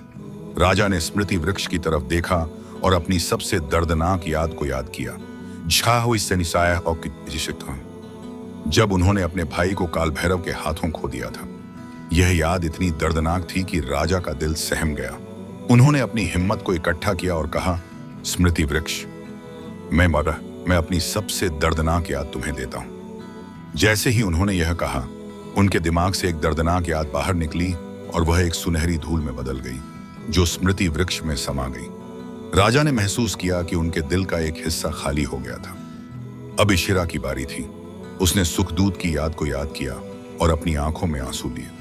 स्मृति वृक्ष, मैं अपनी सबसे दर्दनाक याद तुम्हें देती हूं। इशिरा की याद भी एक सुनहरी धूल में बदल गई और वह स्मृति वृक्ष में समा गई। जैसे ही उन्होंने अपनी यादें दी, स्मृति वृक्ष की चमक और भी बढ़ गई। पेड़ से एक रास्ता बन गया जो उन्हें पूर्णिमा के शिखर की तरफ ले जा रहा था। राजा विक्रमजीत और इशिरा ने एक दूसरे को देखा। उनके चेहरे पर एक अजीब सी शांति थी, जैसे कि उनके दिल का बोझ हल्का हो गया हो। क्या तुम ठीक हो विक्रमजीत? इशिरा ने पूछा। हाँ इशिरा, मुझे लगता है कि यह एक नई शुरुआत है। हम अपने दर्दनाक अतीत से मुक्त हो गए हैं, राजा ने कहा। वे आगे बढ़े और जल्द ही पूर्णिमा के शिखर पर पहुंचे। शिखर पर एक जादुई वेदी थी जिसके चारों ओर 3 चमकते हुए हिस्से थे। ये वही हिस्से थे जो काल भैरव के मणि के थे। राजा विक्रमजीत ने अपने पास मौजूद मणि को वेदी पर रखा। जैसे ही उन्होंने उसे रखा, वह चमकने लगा और वेदी के तीनों हिस्सों से मिल गया। अब उन्हें मणि के तीनों हिस्सों को जोड़ना था। राजा ने इशिरा से पूछा, इशिरा, क्या तुम्हारे पास कोई मंत्र है जो इसे जोड़ सके? इशिरा ने अपना सिर हिलाया। मुझे कुछ याद नहीं, राजा विक्रमजीत ने सोचा। उन्हें याद आया कि मायावती ने उनसे कहा था कि तुम्हारे पास ब्रह्मांड की सबसे बड़ी शक्ति है। राजा ने अपनी आंखें बंद की और अपने भीतर प्रेम की शक्ति को महसूस किया। उन्होंने इशिरा के लिए अपने प्यार को महसूस किया, अपनी प्रजा के लिए अपनी दया को महसूस किया और अपने भाई के लिए अपने सम्मान को महसूस किया। धीरे धीरे राजा के शरीर से एक सुनहरी रोशनी निकलने लगी। उन्होंने अपनी पूरी शक्ति को वेदी पर केंद्रित किया। जैसे ही रोशनी वेदी पर पड़ी, मणि के तीनों हिस्से आपस में जुड़ गए। मणि एक चमकदार सुनहरी गेंद में बदल गया जो हवा में तैर रही थी।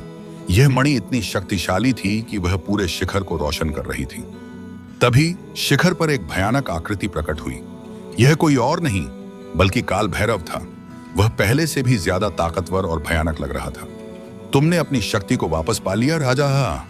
राजा, काल भैरव ने हंसते हुए कहा, पर तुम मुझसे नहीं लड़ सकते। राजा विक्रमजीत ने अपनी तलवार निकाली। काल भैरव, तुम्हारी कहानी यहीं खत्म होती है। काल भैरव ने अपनी भयानक शक्तियों का इस्तेमाल करके राजा पर हमला किया। राजा ने अपनी तलवार का इस्तेमाल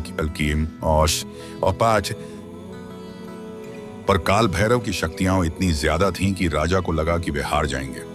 तभी इशिरा ने अपनी शक्तियों का इस्तेमाल करके राजा की मदद की। वह अपनी जादुई रोशनी से काल भैरव के हमलों को रोकने लगी। इधर पूर्णिमा के शिखर पर राजा विक्रमजीत और इशिरा के सामने काल भैरव अपनी पूरी शक्ति के साथ खड़ा था। उसकी काली छायाएं चारों ओर फैल रही थीं और हवा में एक अजीब सी ठंडी थी जो डर और निराशा से भरी हुई थी। राजा विक्रमजीत अपनी तलवार लिए हुए थे जिस पर प्रेम और दया की सुनहरी शक्ति चमक रही थी। इशिरा अपने चमकीले पंखों से राजा की रक्षा कर रही थी और काल भैरव के हमलों को रोकने की कोशिश कर रही थी। तुम मुझे नहीं हरा सकते राजा विक्रमजीत, काल भैरव ने भयानक हंसी के साथ कहा। तुम सिर्फ एक इंसान हो और मैं अंधकार का देवता हूं। राजा विक्रमजीत ने दृढ़ता से कहा, तुम सिर्फ एक छाया हो काल भैरव। तुम दुनिया पर राज नहीं कर सकते जब तक प्रेम और सत्य जीवित है।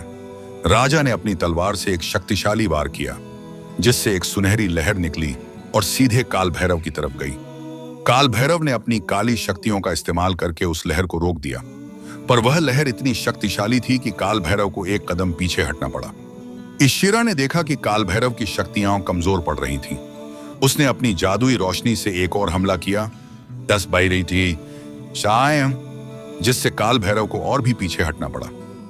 पर काल भैरव ने अपनी आखिरी चाल चली। उसने अपनी सारी शक्ति को एक जगह इकट्ठा किया और एक भयानक काली शक्ति से हमला किया जो सीधे राजा विक्रमजीत की तरफ आ रहा था। राजा ने अपनी तलवार से उस शक्ति को रोकने की कोशिश की, पर वह शक्ति इतनी ज्यादा थी कि राजा के हाथ कांपने लगे। तभी इशिरा ने अपनी पूरी ताकत लगाई और राजा के सामने खड़ी हो गई। उसने अपनी जादुई रोशनी से एक ढाल बनाई जिसने राजा को बचाया, पर इस प्रक्रिया में इशिरा की शक्तियां कमजोर पड़ने लगीं और वह जमीन पर गिर गई। नहीं इशिरा, राजा ने चिल्लाकर कहा। काल भैरव ने हंसा, अब तुम अकेले हो राजा, तुम मुझे नहीं हरा सकते। राजा विक्रमजीत ने अपनी आंखों में आंसू लिए, पर उन्होंने हार नहीं मानी। उन्हें आत्मदेव की बातें याद आईं। तुम्हारे पास ब्रह्मांड की सबसे बड़ी शक्ति है। राजा ने अपनी आंखें बंद की और उन्होंने महसूस किया कि यह सिर्फ उनकी लड़ाई नहीं थी, यह उनकी प्रजा, इशिरा और उनके सभी दोस्तों की लड़ाई थी। उन्होंने अपनी तलवार को ऊपर उठाया और अपनी पूरी शक्ति को उस पर केंद्रित किया। मैं तुमसे नहीं डरता काल भैरव, राजा ने चिल्लाकर कहा। राजा के शरीर से एक सुनहरी रोशनी निकली जो इतनी तेज थी कि वह पूरे शिखर को रोशन कर रही थी। उन्होंने अपनी तलवार को हवा में घुमाया और एक शक्तिशाली सुनहरी लहर निकली जो सीधे काल भैरव की तरफ गई। काल भैरव ने अपनी सारी शक्ति का इस्तेमाल किया, पर यह लहर इतनी शक्तिशाली थी कि काल भैरव की काली छाया टूट गई और वह एक दर्दनाक चीख के साथ गायब हो गया। काल भैरव के गायब होने के बाद शिखर पर शांति छा गई। राजा विक्रमजीत ने देखा कि इशिरा जमीन पर पड़ी हुई थी। वह तुरंत उसके पास गए। इशिरा, क्या तुम ठीक हो? राजा ने पूछा। इशिरा ने अपनी आंखें खोली और एक कमजोर मुस्कान दी। हाँ विक्रमजीत, मैं ठीक हूं। इशिरा और राजा ने एक दूसरे को गले लगाया। उन्होंने अपनी लड़ाई जीत ली थी। तभी पूर्णिमा के शिखर पर एक रहस्यमयी घटना हुई। आकाश में एक सुनहरी रोशनी निकली और सीधे उनके ऊपर आ गई। रोशनी के बीचों बीच एक बूढ़ी औरत प्रकट हुई जिसकी आंखों में एक अजीब सी चमक थी। तुमने अपनी लड़ाई जीत ली है राजा विक्रमजीत, बूढ़ी औरत ने कहा। तुमने प्रेम की शक्ति से अंधकार को हरा दिया है। राजा ने पूछा, आप कौन हैं? मैं इस दुनिया की नियति हूं, बूढ़ी औरत ने कहा। मैं तुम्हें और इशिरा को एक नया जन्म देने आई हूं। बूढ़ी औरत ने अपनी जादुई छड़ी को हवा में घुमाया और राजा विक्रमजीत और इशिरा को एक नए स्थान पर भेज दिया। एक पल में वे अपने राज्य चंद्रवन के महल में थे। पर यह उनका महल नहीं था, यह एक नया महल था जहां हर कोई हंस रहा था और खुशी से जीवन जी रहा था। राजा विक्रमजीत ने देखा कि उनके माता पिता, भाई और उनके सभी दोस्त जीवित थे और खुश थे। यह कैसे हो सकता है? राजा ने आश्चर्य से पूछा। बूढ़ी औरत ने कहा, तुमने काल भैरव को हरा दिया, जिससे दुनिया की नियति बदल गई। तुमने प्रेम की शक्ति से अपनी दुनिया को एक नया जन्म दिया है। अब तुम अपने लोगों के साथ एक नया जीवन शुरू कर सकते हो। राजा विक्रमजीत ने इशिरा की तरफ देखा। इशिरा के पंख अब और भी ज्यादा चमकदार थे और उसके चेहरे पर एक नई खुशी थी। विक्रमजीत, हम वापस आ गए हैं, इशिरा ने कहा। हम अपने जीवन को फिर से शुरू कर सकते हैं। राजा विक्रमजीत ने इशिरा का हाथ पकड़ा और उन्होंने एक दूसरे को गले लगाया। उनकी कहानी का एक अध्याय खत्म हो चुका था, पर एक नया अध्याय शुरू हो रहा था। इधर राजा विक्रमजीत और इशिरा अपने नए चंद्रवन में थे, जो उनके पुराने राज्य से कहीं ज्यादा भव्य और जीवंत था। महल की दीवारें सोने और चांदी से बनी थीं और हवा में फूलों की खुशबू थी। हर कोई हंस रहा था और खुशी से जीवन जी रहा था। राजा के माता पिता, उनके भाई और उनके सभी दोस्त जीवित थे और वे अपनी आंखों के सामने उन्हें देखकर हैरान थे। विक्रमजीत ने अपने भाई को गले लगाया, जिसे उन्होंने काल भैरव के हाथों खो दिया था। उनके भाई ने कहा, भाई तुम कहां थे? हम तुम्हें ढूंढ रहे थे। राजा ने मुस्कुराकर कहा, मैं एक लंबी यात्रा पर था। उन्होंने महसूस किया कि यह एक नई शुरुआत थी, पर इस खुशी के बीच एक अजीब सी उदासी थी। राजा विक्रमजीत को अपने पुराने जीवन की यादें सता रही थीं। उन्हें वह दर्द याद आ रहा था जो उन्होंने सहा था, और उन्हें यह भी याद था कि इशिरा ने उनके लिए कितना बलिदान दिया था। इशिरा भी शांत थी। वह एक नई दुनिया में थी जहां उसकी शक्तियां वापस आ गई थीं, पर उसे अभी भी अपने अतीत की यादें सता रही थीं। एक दिन जब वे महल के बगीचे में बैठे थे, इशिरा ने राजा से पूछा, विक्रमजीत, क्या हम इस जीवन में खुश रह सकते हैं? क्या हम अपने अतीत को भूल सकते हैं? राजा ने इशिरा का हाथ पकड़ा। हम अपने अतीत को नहीं भूल सकते इशिरा, पर हम उससे सीख सकते हैं। हमारा अतीत हमें मजबूत बनाता है। तभी उनके सामने एक और रहस्यमयी घटना हुई। आकाश में एक गहरा धुआं दिखाई दिया और एक भयानक आवाज गूंजी। यह आवाज किसी और की नहीं, बल्कि काल भैरव की थी। तुम मुझे नहीं हरा सकते राजा विक्रमजीत, काल भैरव ने हंसते हुए कहा। यह दुनिया सिर्फ एक भ्रम है जो मैंने बनाया है। तुम इस भ्रम से नहीं बच सकते। राजा विक्रमजीत और इशिरा दोनों हैरान थे। क्या यह सब एक और भ्रम था? क्या वे अभी भी काल भैरव के जाल में फंसे हुए थे? राजा ने अपनी तलवार निकाली। काल भैरव, तुम झूठ बोल रहे हो। हमने तुम्हें हराया है। काल भैरव ने कहा, तुमने सिर्फ मेरी एक छाया को हराया है राजा। मैं तुम्हारी खुशी में छिप गया था।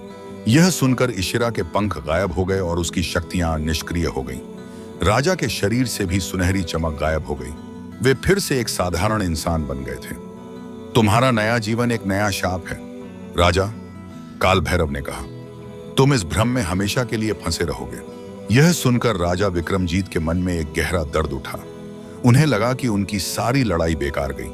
वे फिर से उसी जगह पर थे जहां उन्होंने शुरुआत की थी। तभी इशिरा ने राजा का हाथ पकड़ा। विक्रमजीत, यह सच नहीं हो सकता। हमें इस भ्रम से बाहर निकलना होगा। राजा ने इशिरा की तरफ देखा। पर कैसे? हम इस भ्रम से कैसे निकल सकते हैं? इशिरा ने कहा, हमें उस चीज को ढूंढना होगा जो इस भ्रम को खत्म कर सकती है। हमें इस दुनिया के सबसे गहरे रहस्य को जानना होगा। राजा विक्रमजीत ने इशिरा की बात मानी। वे जानते थे कि उनकी लड़ाई अभी खत्म नहीं हुई थी। उन्हें इस भ्रम से बाहर निकलना था और काल भैरव को हमेशा के लिए हराना था। राजा और इशिरा ने महल को छोड़ दिया और एक बार फिर अपनी यात्रा शुरू की। वे उस जगह की तलाश में थे जो इस भ्रम को खत्म कर सकती थी। चलते चलते वे एक और रहस्यमयी जगह पर पहुंचे। यह एक ऐसा जंगल था जहां पेड़ सोने और चांदी के बने थे और हवा में एक अजीब सी खामोशी थी। जंगल के बीचों बीच उन्हें एक बूढ़ा आदमी दिखाई दिया। वह एक पत्थर पर बैठा हुआ था और कुछ लिख रहा था। वह वही साधु अग्निमित्र था। राजा विक्रमजीत ने अग्निमित्र के पास गए। साधु, क्या यह सब एक भ्रम है? क्या हम काल भैरव के जाल में फंसे हुए हैं? अग्निमित्र ने अपनी आंखें खोली और मुस्कुराया। मैं जानता था कि तुम यहां आओगे राजन। हाँ, यह सब एक भ्रम है। यह भ्रम काल भैरव ने नहीं बल्कि तुम्हारे दिल ने बनाया है। यह सुनकर राजा और इशिरा हैरान थे। हमारे दिल ने? इशिरा ने पूछा। अग्निमित्र ने कहा, हाँ, जब तुमने काल भैरव को हराया तो तुम्हारे मन में एक गहरा डर था। तुम डरते थे कि तुम अपनी खुशी को खो दोगे। तुम्हारे इस डर ने ही इस भ्रम को जन्म दिया है। अग्निमित्र ने अपनी बात जारी रखी। तुम्हें इस भ्रम से बाहर निकलने के लिए एक और परीक्षा पास करनी होगी। तुम्हें अपनी सबसे बड़ी गलती का सामना करना होगा। यह सुनकर राजा विक्रमजीत और इशिरा के मन में एक नया डर बैठ गया। उन्हें अपनी सबसे बड़ी गलती का सामना करना था। इधर अग्निमित्र की बातों ने राजा विक्रमजीत और इशिरा को स्तब्ध कर दिया था। उन्हें अपनी सबसे बड़ी गलती का सामना करना था, पर वे जानते नहीं थे कि वह गलती क्या थी। वे एक दूसरे को देख रहे थे और उनके चेहरे पर एक गहरा डर था। अग्निमित्र ने कहा, तुम्हें उस जगह पर जाना होगा जहां तुमने अपनी सबसे बड़ी गलती की थी। वह जगह तुम्हारे भीतर है, हम तुम्हारे दिल में। राजा विक्रमजीत ने अपनी आंखें बंद की और अपनी सबसे दर्दनाक याद को याद करने की कोशिश की।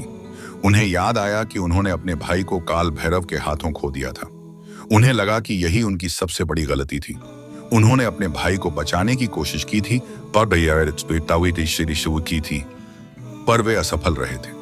साधु, मुझे लगता है कि मैं जानता हूं मेरी सबसे बड़ी गलती क्या है, राजा ने कहा। मैंने अपने भाई को खो दिया। मैंने उसे नहीं बचाया। अग्निमित्र ने मुस्कुराकर अपना सिर हिलाया। वह तुम्हारी गलती नहीं थी राजन, वह तुम्हारी नियति थी। तुम्हारी सबसे बड़ी गलती कुछ और है। अग्निमित्र ने अपनी जादू की छड़ी हवा में घुमाई और राजा विक्रमजीत के सामने एक और दृश्य प्रकट किया। उस दृश्य में राजा विक्रमजीत अपने महल में बैठे थे और उनकी प्रजा उनसे मिलने के लिए इंतजार कर रही थी, पर राजा ने उन्हें अनदेखा कर दिया था और वे अकेले ही बैठे थे। अग्निमित्र ने कहा, तुम्हारी सबसे बड़ी गलती तुम्हारी अपनी प्रजा के प्रति तुम्हारी उदासीनता है। तुमने अपने अकेलेपन और अपने दर्द को अपनी प्रजा से ज्यादा महत्वपूर्ण मान लिया था। तुमने अपने कर्तव्य को भूल गए थे। यह सुनकर राजा विक्रमजीत के मन में एक गहरा दर्द उठा। उन्होंने महसूस किया कि अग्निमित्र सही कह रहा था। उन्होंने अपने दर्द को अपने लोगों से ज्यादा महत्वपूर्ण मान लिया था। उन्हें लगा कि वे एक बुरे राजा थे। तुम्हें अपनी इस गलती का सामना करना होगा, राजन अग्निमित्र ने कहा। तुम्हें अपने लोगों से माफी मांगनी होगी। राजा विक्रमजीत ने इशिरा की तरफ देखा। इशिरा ने उसका हाथ पकड़ा और कहा, विक्रमजीत, यह सच है, पर यह तुम्हारी गलती नहीं थी। तुम दुख में थे। नहीं इशिरा, यह मेरी गलती थी, राजा ने कहा। मैंने अपने लोगों को दुख में छोड़ दिया था। राजा विक्रमजीत ने अपनी आंखें बंद की और उन्होंने अपनी सबसे बड़ी गलती को स्वीकार किया। उन्होंने महसूस किया कि उनके दिल से एक भारी बोझ उतर गया था। जैसे ही उन्होंने अपनी गलती को स्वीकार किया, उनके शरीर से एक सुनहरी रोशनी निकलने लगी। रोशनी इतनी तेज थी कि वह पूरे जंगल को रोशन कर रही थी। राजा विक्रमजीत को लगा कि वे एक नए इंसान बन गए हैं। तभी जंगल में एक और रहस्यमयी घटना हुई। एक सुंदर जादुई महल उनके सामने प्रकट हुआ। महल की दीवारें हीरे और जवाहरात से बनी थीं और हवा में एक अजीब सी ऊर्जा थी। महल के द्वार पर एक राजा और रानी खड़े थे जो विक्रमजीत के माता पिता थे। उनके चेहरे पर एक मुस्कान थी और वे विक्रमजीत को देखकर बहुत खुश थे। विक्रमजीत, तुम अपनी परीक्षा में सफल हो गए हो, राजा ने कहा। तुमने अपनी सबसे बड़ी गलती को स्वीकार कर लिया है। अब तुम अपने सच्चे रूप में वापस आ गए हो। राजा विक्रमजीत ने इशिरा की तरफ देखा। इशिरा के पंख फिर से चमक रहे थे और उसकी आंखों में एक नई खुशी थी। विक्रमजीत, हम वापस आ गए हैं, इशिरा ने कहा। हम अपने असली जीवन में वापस आ गए हैं। राजा विक्रमजीत ने अपने माता पिता और इशिरा को गले लगाया। उन्होंने महसूस किया कि उनकी यात्रा अभी खत्म नहीं हुई थी। उन्हें अभी भी काल भैरव को हमेशा के लिए हराना था। पर इससे पहले कि वे कुछ कह पाते, महल के ऊपर से एक भयानक गर्जना सुनाई दी। एक गहरा धुआं दिखाई दिया और काल भैरव फिर से प्रकट हुआ। तुमने मुझे हरा दिया राजा, काल भैरव ने गुस्से से कहा। पर तुम मुझे हमेशा के लिए नहीं हरा सकते, जब तक तुम्हारी प्रजा में डर और उदासी है, मैं जीवित रहूंगा। काल भैरव ने अपनी काली शक्तियों का इस्तेमाल किया और राजा विक्रमजीत के माता पिता को एक काली छाया में बदल दिया। इति रामम नहीं, राजा ने चिल्लाकर कहा। काल भैरव ने हंसा। अब तुम्हारे पास कोई रास्ता नहीं है राजा, तुम मेरे गुलाम बन जाओगे। राजा विक्रमजीत ने अपनी तलवार निकाली। काल भैरव, तुम्हारी कहानी यहीं खत्म होती है। इधर काल भैरव की भयानक हंसी गूंज रही थी और राजा विक्रमजीत के दिल में गुस्सा और दर्द दोनों भर गए थे। उनके सामने उनके माता पिता एक काली छाया में बदल गए थे और वे उन्हें बचा नहीं पाए थे। राजा ने अपनी तलवार को मजबूती से पकड़ा। काल भैरव, तुम मेरी प्रजा को नहीं छीन सकते। इशिरा ने राजा का हाथ पकड़ा। विक्रमजीत, बात है, यह सच नहीं है, यह सिर्फ एक भ्रम है। हमें इस भ्रम से बाहर निकलना होगा। पर राजा विक्रमजीत का गुस्सा इतना ज्यादा था कि वे इशिरा की बात नहीं सुन पाए। उन्होंने अपनी पूरी ताकत लगाई और काल भैरव पर हमला किया। राजा और काल भैरव के बीच एक भयानक युद्ध शुरू हुआ। राजा विक्रमजीत की तलवार से सुनहरी लहरें निकल रही थीं। काल भैरव की काली छाया उन लहरों को सोख रही थी। युद्ध कई घंटों तक चलता रहा।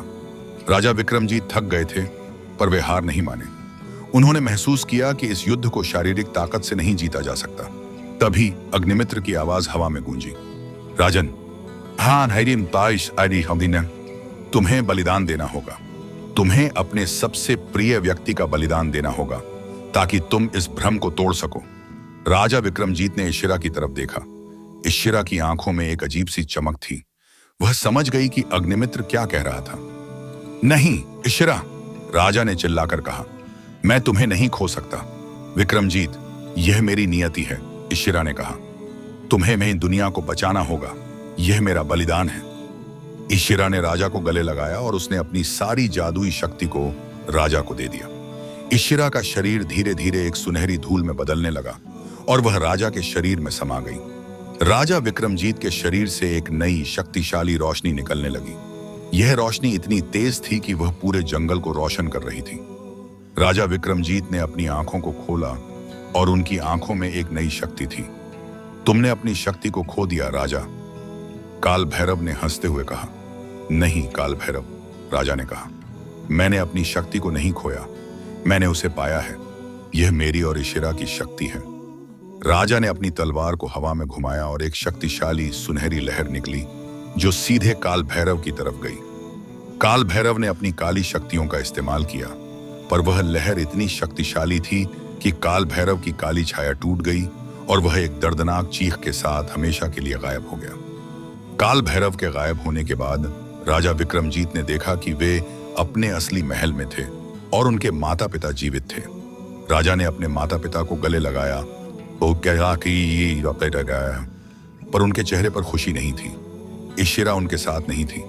विक्रमजीत, क्या हुआ? राजा के पिता ने पूछा। तुम कहां थे? राजा विक्रमजीत ने इशिरा को याद किया और उनकी आंखों में आंसू आ गए। उन्होंने इशिरा को खो दिया था। उन्होंने अपनी सबसे बड़ी जीत हासिल की थी, पर उन्होंने अपनी सबसे बड़ी खुशी को खो दिया था। तभी अग्निमित्र उनके सामने प्रकट हुआ। राजन, तुम दुखी क्यों हो? तुमने काल भैरव को हरा दिया। राजा ने कहा, मैंने इशिरा को खो दिया। अग्निमित्र ने मुस्कुराया। इशिरा तुम्हारे भीतर है राजन, उसकी शक्ति और उसकी आत्मा तुम्हारे भीतर है। वह तुम्हारी ताकत बन गई है। राजा विक्रमजीत ने महसूस किया कि इशिरा की आत्मा उनके भीतर थी। उन्होंने महसूस किया कि इशिरा हमेशा उनके साथ रहेगी। राजा विक्रमजीत अपने राज्य में वापस आए और वे एक न्यायप्रिय और दयालु राजा बन गए। उन्होंने अपने लोगों की मदद की और वे हमेशा उनकी देखभाल करते थे। पर एक दिन उनके राज्य में एक और रहस्यमयी घटना हुई। एक नया दुश्मन प्रकट हुआ जिसका नाम था अग्निपुत्र। वह कोई और नहीं बल्कि अग्निमित्र का ही शिष्य था। अग्निपुत्र ने राजा विक्रमजीत के सामने आकर कहा, राजन, मैं तुम्हें चुनौती देता हूं। मैं इस दुनिया पर राज करूंगा और मैं तुम्हें हरा दूंगा। इधर अग्निमित्र, जो एक युवा, क्रूर और अहंकार से भरा हुआ शिष्य था, राजा विक्रमजीत के सामने खड़ा था। उसकी आंखों में आग की तरह चमक थी और उसके हाथों में एक रहस्यमयी छड़ी थी। वह सिर्फ एक योद्धा नहीं बल्कि एक जादुई शक्ति वाला दुश्मन था। राजा विक्रमजीत ने अपनी तलवार निकाली। तुम कौन हो और तुम मुझसे क्या चाहते हो? अग्निपुत्र हंसा, मैं अग्निमित्र का शिष्य हूं और मैं तुमसे वह सब कुछ छीनना चाहता हूं जो तुम्हारे पास है। मैं तुम्हारी प्रजा को गुलाम बनाऊंगा और इस दुनिया पर राज करूंगा। राजा विक्रमजीत ने देखा कि अग्निपुत्र में कोई दया नहीं थी। वह सिर्फ शक्ति और अहंकार के बारे में सोचता था। तुम अग्निमित्र के शिष्य नहीं हो सकते, राजा ने कहा। अग्निमित्र एक दयालु और ज्ञानी साधु हैं। तुम उनके शिष्य नहीं हो सकते। अग्निपुत्र हंसा, अग्निमित्र सिर्फ कमजोरों का साथ देता है। वह खुद को ज्ञान का साधु कहता है, पर वह सिर्फ डरपोक है। मैंने उसे छोड़ दिया है क्योंकि मैं जानता हूं कि असली ताकत अहंकार में है, ज्ञानी तन है, ज्ञान में नहीं। अग्निपुत्र ने अपनी छड़ी हवा में घुमाई, जिससे एक भयानक आग का गोला निकला और सीधे राजा विक्रमजीत की तरफ आया। राजा ने अपनी तलवार से उस आग के गोले को रोक दिया, पर वह आग का गोला इतना शक्तिशाली था कि राजा को एक कदम पीछे हटना पड़ा। राजा और अग्निपुत्र के बीच एक भयानक युद्ध शुरू हुआ। राजा विक्रमजीत ने अपनी तलवार से अग्निपुत्र के हमलों को रोका, पर अग्निपुत्र की शक्तियां इतनी ज्यादा थीं कि राजा को लगा कि वे हार जाएंगे। तभी अग्निमित्र वहां प्रकट हुआ। उसने अपनी आंखों में एक गहरी उदासी लिए अग्निपुत्र को देखा। अग्निपुत्र, यह क्या कर रहे हो? अग्निमित्र ने पूछा। तुमने मेरी शिक्षाओं को क्यों भुला दिया? अग्निपुत्र ने अपने गुरु को देखा। तुमने मुझे सिर्फ कमजोर बनाया गुरु, मैं तुमसे ज्यादा ताकतवर हूं। अग्निपुत्र ने एक और आग का गोला बनाया और उसे अग्निमित्र की तरफ फेंका। अग्निमित्र ने उस गोले को अपनी शक्ति से रोक दिया, पर वह शक्ति इतनी ज्यादा थी कि अग्निमित्र को बहुत दर्द हुआ। राजा विक्रमजीत ने महसूस किया कि अग्निपुत्र सिर्फ एक और दुश्मन नहीं था, वह एक ऐसा दुश्मन था जो अपने ही गुरु के खिलाफ था। अग्निपुत्र, तुम गलत रास्ते पर हो, राजा ने कहा। यह अहंकार तुम्हें खत्म कर देगा। अग्निपुत्र ने हंसा। मुझे लगता है कि तुम गलत रास्ते पर हो राजा। तुम अपनी प्रजा को बचाने की कोशिश कर रहे हो, पर तुम असफल हो जाओगे। तभी राजा विक्रमजीत को एक रहस्यमयी आवाज सुनाई दी। यह आवाज किसी और की नहीं बल्कि इशिरा की थी। विक्रमजीत, तुम्हें अग्निपुत्र को हराने के लिए उसकी शक्ति के स्रोत को जानना होगा। राजा विक्रमजीत ने अपनी आंखें बंद की और उन्होंने अपनी भीतर इशिरा की आवाज को सुना। इशिरा, तुम कहां हो? मैं तुम्हारे भीतर हूं विक्रमजीत। मैं तुम्हारी ताकत हूं। अग्निपुत्र को हराने के लिए तुम्हें अपनी आत्मा की शक्ति का इस्तेमाल करना होगा। राजा विक्रमजीत ने अपनी तलवार को उठाया और अपनी पूरी शक्ति को उस पर केंद्रित किया। उन्होंने महसूस किया कि इशिरा की शक्ति उनके भीतर थी। राजा ने अग्निपुत्र पर हमला किया। अग्निपुत्र ने अपनी छड़ी से राजा पर हमला किया, पर राजा की तलवार इतनी शक्तिशाली थी कि वह अग्निपुत्र की छड़ी को तोड़ दिया। अग्निपुत्र अपनी छड़ी के टूटने से हैरान था। नहीं, यह कैसे हो सकता है? राजा ने कहा। यह तुम्हारी नहीं बल्कि हमारी शक्ति है। राजा ने अपनी तलवार से अग्निपुत्र पर आखिरी वार किया। अग्निपुत्र का शरीर एक धुएं में बदल गया और वह एक दर्दनाक चीख के साथ गायब हो गया। अग्निपुत्र के गायब होने के बाद अग्निमित्र राजा विक्रमजीत के पास आए।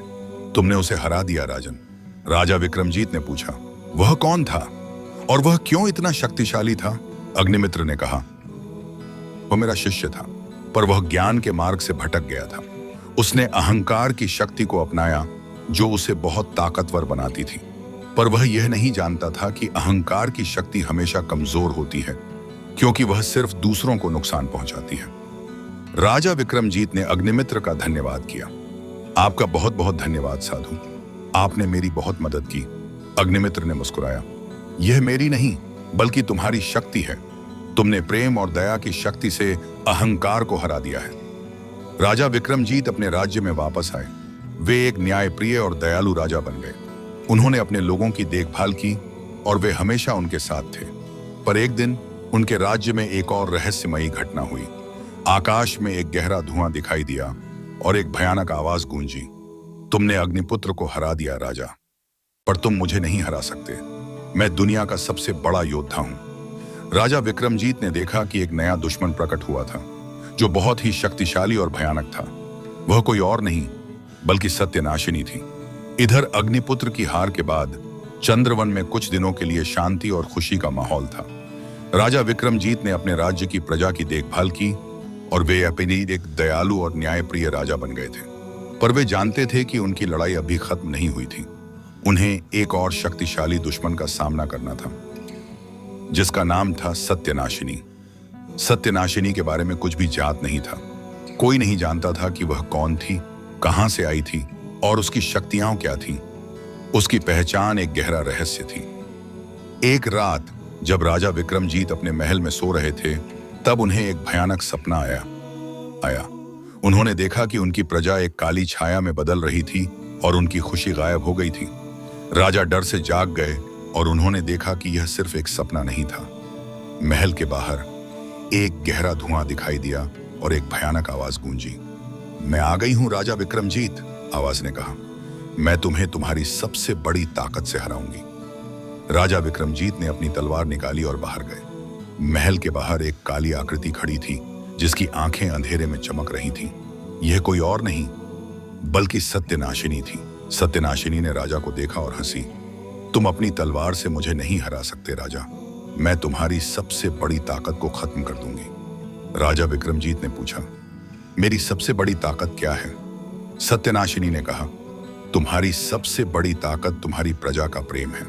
मैं तुम्हारी प्रजा में शक और डर पैदा करूंगी और तुम्हारी प्रजा तुमसे दूर हो जाएगी। सत्यनाशिनी ने अपनी काली शक्तियों का इस्तेमाल किया, जिससे चंद्रवन की प्रजा के मन में शक और डर पैदा होने लगा। लोग एक दूसरे से लड़ने लगे और उनकी खुशी गायब हो गई। राजा विक्रमजीत यह देखकर हैरान थे। उनकी प्रजा एक दूसरे से लड़ रही थी। राजा ने अपनी तलवार से सत्यनाशिनी पर हमला किया। पर सत्यनाशिनी ने अपनी काली शक्तियों से राजा के हमले को रोक दिया। तुम्हारी तलवार मुझे नहीं काट सकती राजा, सत्यनाशिनी ने कहा। तुम अपनी प्रजा को बचा नहीं सकते। राजा विक्रमजीत को लगा कि वे हार जाएंगे। उन्होंने अपनी तलवार नीचे कर ली और घुटनों के बल बैठ गए। तभी अग्निमित्र वहां प्रकट हुआ। उसने अपनी आंखों में एक गहरी उदासी लिए राजा विक्रमजीत को देखा। राजन, तुम क्यों हार मान रहे हो? अग्निमित्र ने पूछा। तुम्हारे पास तुम्हारी सबसे बड़ी ताकत है। राजा ने कहा, मेरी सबसे बड़ी ताकत मेरे लोग हैं, इत्तवुकम है, और सत्यनाशिनी ने उन्हें मेरे खिलाफ कर दिया है। नहीं राजन, तुम्हारी सबसे बड़ी ताकत तुम्हारे भीतर है, तुम्हारी इशिरा है, अग्निमित्र ने कहा। तुम्हें अपने प्रेम की शक्ति का इस्तेमाल करना होगा। राजा विक्रमजीत ने अपनी आंखें बंद की और उन्होंने अपनी भीतर इशिरा की आवाज को सुना। विक्रमजीत, तुम्हें डरना नहीं चाहिए। प्रेम की शक्ति सबसे बड़ी है। राजा ने अपनी हिम्मत को इकट्ठा किया और उन्होंने अपनी तलवार को ऊपर उठाया। उन्होंने अपनी पूरी ताकत को उस पर केंद्रित किया और तलवार में एक सुनहरी चमक आ गई। सत्यनाशिनी, तुम मुझे हरा नहीं सकती, राजा ने कहा। मेरा प्रेम मेरी प्रजा के लिए सबसे बड़ा है। राजा ने अपनी तलवार से सत्यनाशिनी पर हमला किया, पर सत्यनाशिनी ने अपनी काली शक्तियों से राजा के हमले को रोक दिया। तुम्हारी शक्ति कमजोर है राजा, सत्यनाशिनी ने हंसते हुए कहा। तुम मुझे नहीं हरा सकते। राजा विक्रमजीत ने देखा कि सत्यनाशिनी की शक्ति बहुत ज्यादा थी। उन्हें लगा कि वे हार जाएंगे। तभी उनके मन में एक और आवाज गूंजी। यह आवाज किसी और की नहीं बल्कि उनके माता पिता और भाई की थी। तुम अकेले नहीं हो विक्रमजीत, हम तुम्हारे साथ हैं। राजा ने महसूस किया कि उनकी पूरी प्रजा उनके साथ थी। उन्होंने अपनी तलवार को हवा में घुमाया और एक शक्तिशाली सुनहरी लहर निकली जो सीधे सत्यनाशिनी की तरफ गई। सत्यनाशिनी ने अपनी काली शक्तियों का इस्तेमाल किया, पर वह लहर इतनी शक्तिशाली थी कि सत्यनाशिनी की काली छाया टूट गई और वह एक दर्दनाक चीख के साथ गायब हो गई। सत्यनाशिनी के गायब होने के बाद चंद्रवन में शांति और खुशी वापस आ गई। प्रजा एक दूसरे को गले लगा रही थी और उनकी आंखों में खुशी के आंसू थे। राजा विक्रमजीत ने महसूस किया कि उनकी लड़ाई अभी खत्म नहीं हुई थी। उन्हें अभी भी सत्यनाशिनी के असली रूप को जानना था। इधर सत्यनाशिनी की काली छाया के गायब होने के बाद चंद्रवन में शांति और खुशी लौट आई थी। प्रजा राजा विक्रमजीत को उनके प्रेम और दया के लिए धन्यवाद दे रही थी। पर राजा विक्रमजीत के मन में एक गहरा सवाल था। उन्हें पता था कि सत्यनाशिनी सिर्फ एक काली छाया नहीं थी, बल्कि उसका कोई और रूप था और वह अभी भी कहीं छिपी हुई थी। उसी रात राजा विक्रमजीत को एक रहस्यमयी सपना आया। उन्होंने देखा कि वे एक ऐसी जगह पर थे जहां सिर्फ अंधेरा था। अंधेरे के बीचों बीच एक काली रानी अपने सिंहासन पर बैठी थी। उसकी आंखों में एक अजीब सी चमक थी जो नफरत और दर्द से भरी थी। रानी ने राजा विक्रमजीत को देखा और एक दर्दनाक हंसी हंसी। तुम मुझे नहीं हरा सकते राजा, तुम सिर्फ मेरे एक हिस्से को हरा सकते हो। मेरा असली रूप तुम्हारे भीतर है। राजा विक्रमजीत डर से जाग गए और उन्होंने महसूस किया कि उनका दिल बहुत जोर से धड़क रहा था। वे जानते थे कि उन्हें सत्यनाशिनी के बारे में और भी जानना होगा। राजा ने अग्निमित्र को बुलाया। अग्निमित्र राजा के सामने प्रकट हुआ और उन्होंने राजा की आंखों में डर देखा। राजन, तुम डरे हुए क्यों हो? अग्निमित्र ने पूछा। तुमने सत्यनाशिनी को हरा दिया। साधु शिपातिकी, मुझे लगता है कि मैंने सिर्फ उसकी एक छाया को हराया है। उसका असली रूप अभी भी कहीं छिपा हुआ है। मुझे उसके बारे में जानना है, राजा ने कहा। अग्निमित्र ने अपनी आंखें बंद की और कुछ पल के लिए शांत हो गए। सत्यनाशिनी का असली रूप कोई और नहीं बल्कि सत्य है। राजा विक्रमजीत यह सुनकर हैरान थे। सत्य? उन्होंने पूछा। हाँ राजन, सत्यनाशिनी कोई राक्षस नहीं है। वह सत्य की देवी है, पर उसने अपना रास्ता खो दिया है। वह मानती है कि इस दुनिया में सिर्फ दर्द और झूठ है। वह हर उस चीज को खत्म करना चाहती है जो खुशी और प्रेम से जुड़ी है। पर वह ऐसा क्यों मानती है? राजा ने पूछा। अग्निमित्र ने कहा, बहुत समय पहले सत्यनाशिनी को एक दर्दनाक धोखा मिला था। उसे एक ऐसे व्यक्ति से धोखा मिला जिसे वह सबसे ज्यादा प्यार करती थी। उस धोखे ने उसके दिल को तोड़ दिया और उसने प्रेम पर से विश्वास खो दिया। यह सुनकर राजा विक्रमजीत के मन में एक गहरा दर्द उठा। उन्हें इशिरा की याद आई। याद आई और उन्हें लगा कि वे सत्यनाशिनी के दर्द को समझ सकते हैं। तुम्हें उसे हराने के लिए उसे अपनी प्रेम की शक्ति का एहसास कराना होगा, राजन, अग्निमित्र ने कहा। तुम्हें उसे बताना होगा कि प्रेम अभी भी जीवित है। राजा विक्रमजीत ने अपनी तलवार ली और वे सत्यनाशिनी की तलाश में निकल गए। वे जानते थे कि यह लड़ाई बहुत मुश्किल होगी। चलते चलते वे एक और रहस्यमयी जगह पर पहुंचे। यह एक ऐसा रेगिस्तान था जहां हवा में सिर्फ दर्द और निराशा थी। रेगिस्तान के बीचों बीच एक काली रानी अपने सिंहासन पर बैठी थी। उसकी आंखों में एक अजीब सी चमक थी और उसके चेहरे पर एक गहरी उदासी थी। यह कोई और नहीं बल्कि सत्यनाशिनी थी। राजा विक्रमजीत ने अपनी तलवार नीचे कर ली और सत्यनाशिनी के पास गए। सत्यनाशिनी, मैं तुमसे लड़ने नहीं आया हूं, मैं तुमसे बात करने आया हूं। सत्यनाशिनी ने राजा को देखा और हंसी। तुम क्या बात करोगे राजा? तुम भी झूठ बोलोगे? राजा ने कहा, नहीं, मैं सच बोल रहा हूं। मैंने भी अपनी जिंदगी में बहुत दर्द सहा है। मैंने भी उस इंसान को खोया है जिसे मैं सबसे ज्यादा प्यार करता था, पर मैंने प्रेम पर से विश्वास नहीं खोया। राजा ने अपनी भीतर इशिरा की आवाज को सुना। विक्रमजीत, तुम्हें अपनी प्रेम की शक्ति का इस्तेमाल करना होगा। राजा विक्रमजीत ने अपनी आंखों में आंसू लिए और उन्होंने सत्यनाशिनी को अपनी कहानी सुनाई। उन्होंने उसे बताया कि कैसे उन्होंने इशिरा को खो दिया था और कैसे इशिरा की आत्मा उनके भीतर थी। सत्यनाशिनी ने राजा की कहानी सुनी और उसकी आंखों में भी आंसू आ गए। उसे लगा कि वह अकेली नहीं थी और उसके दर्द को कोई समझ सकता था। तभी सत्यनाशिनी के चारों ओर एक सुनहरी रोशनी निकलने लगी। उसकी काली छाया धीरे धीरे गायब होने लगी और वह एक सुंदर रानी में बदल गई। राजा विक्रमजीत ने देखा कि रानी का चेहरा इशिरा जैसा लग रहा था, पर वह इशिरा नहीं थी, वह सत्य की रानी थी। इधर सत्यनाशिनी, जो अब एक सुंदर रानी के रूप में बदल गई थी, ने राजा विक्रमजीत की कहानी सुनी और उसकी आंखों में आंसू थे। उसने महसूस किया कि वह अकेली नहीं थी और उसके दर्द को कोई समझ सकता था। राजा विक्रमजीत, मुझे लगता है कि मैं तुम्हें समझती हूँ, रानी ने कहा। तुम्हें भी अपनी जिंदगी में बहुत दर्द सहा है, पर तुमने प्रेम पर से विश्वास नहीं खोया। रानी सत्यनाशिनी ने राजा को अपनी कहानी सुनाई। उसने बताया कि वह सत्य की रानी थी और उसे एक ऐसे व्यक्ति से धोखा मिला था जिस पर वह सबसे ज्यादा भरोसा करती थी। उसका नाम था मायावी। मायावी एक जादुई शक्ति वाला योद्धा था और वह रानी सत्यनाशिनी से प्यार करता था। एक दिन मायावी ने रानी से कहा कि वह उसे हमेशा के लिए अपना बनाना चाहता है, पर जब रानी ने उसे मना किया तो मायावी ने उसे धोखा दिया और उसकी शक्तियों को छीन लिया। उस धोखे ने रानी के दिल को तोड़ दिया और उसने प्रेम पर से विश्वास खो दिया।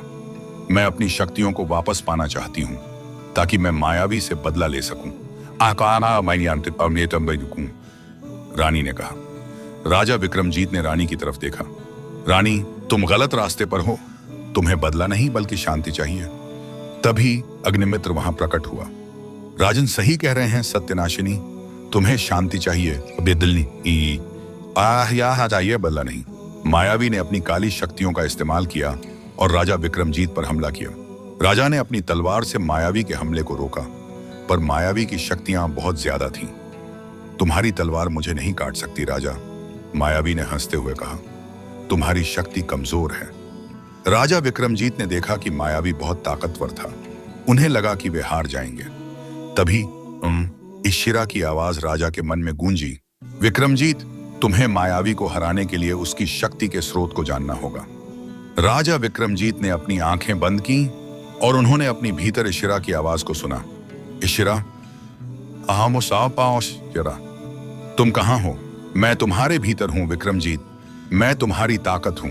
तुम्हें मायावी को हराने के लिए उसकी कमजोरी को जानना होगा। राजा विक्रमजीत ने महसूस किया कि मायावी की कमजोरी उसके भीतर थी। मायावी अपनी शक्ति का इस्तेमाल सिर्फ दूसरों को नुकसान पहुंचाने के लिए करता था, पर वह खुद बहुत कमजोर था। राजा ने अपनी तलवार से मायावी पर हमला किया। मायावी ने अपनी काली शक्तियों से राजा के हमले को रोका, पर राजा की तलवार इतनी शक्तिशाली थी कि वह मायावी की काली छाया को तोड़ दिया। मायावी अपनी छाया के टूटने से हैरान था। नहीं, यह कैसे हो सकता है? राजा ने कहा, यह तुम्हारी नहीं बल्कि हमारी शक्ति है। राजा ने अपनी तलवार से मायावी पर आखिरी वार किया।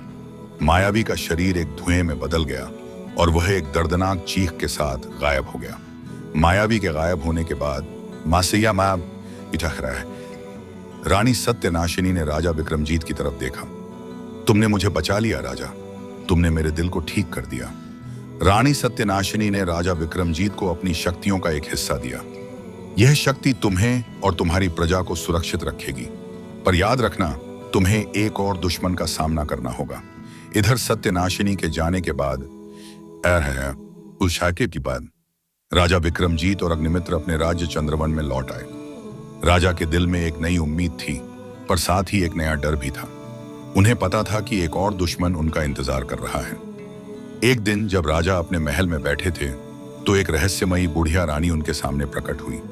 उसके चेहरे पर एक अजीब सी मुस्कान थी और उसकी आंखों में एक गहरी उदासी थी। यह कोई और नहीं बल्कि वही मायावती थी जो उन्हें पहले विस्मरण के रेगिस्तान में ले गई थी। मायावती ने राजा को देखा और हंसी। तुमने अपने सभी दुश्मनों को हरा दिया राजा, पर तुम मुझे नहीं हरा सकते। राजा विक्रमजीत ने अपनी तलवार निकाली। तुम क्या चाहती हो मायावती? तुम यहाँ क्या करने आई हो? मायावती ने कहा, मैं तुम्हें एक सच्चाई बताने आई हूं। तुम्हें एक ऐसी सच्चाई का सामना करना होगा जो तुम्हारे अस्तित्व को हिला देगी। मायावती ने अपनी जादू की छड़ी हवा में घुमाई और राजा विक्रमजीत के सामने एक दृश्य प्रकट किया। उस दृश्य में एक प्राचीन रानी दिखाई दी, जिसका नाम था दुर्गा। वह बहुत ही शक्तिशाली और दयालु थी। उसके पास एक जादुई दर्पण था जो किसी भी शक्ति को नियंत्रित कर सकता था। मायावती ने कहा, दुर्गा राजा विक्रमजीत के पूर्वजों में से एक थी। वह अपने राज्य धर्मवन की रक्षा करती थी। एक दिन एक भयानक राक्षस जिसका नाम था नाश उस दर्पण को चुराने की कोशिश करता है। नाश दुनिया को खत्म करना चाहता था। नाश ने दुर्गा पर हमला किया और दुर्गा ने अपनी शक्तियों का इस्तेमाल करके दर्पण को 3 हिस्सों में तोड़ दिया। एक हिस्सा तुम्हारे दिल में समा गया राजा विक्रमजीत, और दूसरा हिस्सा इशिरा के पंखों में चला गया। तीसरा हिस्सा नाश के दिल में चला गया। यह सुनकर राजा विक्रमजीत हैरान थे। उन्हें पता चला कि नाश उनकी असली नियति थी। मायावती ने अपनी बात जारी रखी। नाश इस दर्पण को हासिल नहीं कर पाया और उसे पता था कि जब तक दर्पण के तीनों हिस्से एक साथ नहीं होंगे तब तक वह दुनिया को खत्म नहीं कर पाएगा। इसलिए उसने एक शाप बनाया जिससे इशिरा का अस्तित्व कमजोर हो जाए। वह चाहता था कि तुम इशिरा अपने पंखों की शक्ति खो दो जिससे तुम कमजोर हो जाओ। इशिरा को अपने शाप का असली कारण पता चला। वह बहुत दुखी थी। मायावती ने आगे कहा, अब तुम्हारी असली लड़ाई शुरू होगी। तुम्हें दर्पण के तीसरे हिस्से को ढूंढना होगा जो नाश के दिल में है। अगर तुम उसे ढूंढ पाते हो तो तुम नाश को हरा सकते हो, पर अगर तुम असफल होते हो तो वह अपनी शक्ति वापस पा लेगा और पूरी दुनिया पर अंधकार का राज होगा। राजा विक्रमजीत ने पूछा, हम उस तीसरे हिस्से को कहां ढूंढ सकते हैं? और हम यह कैसे पता लगाएंगे कि वह कहाँ है?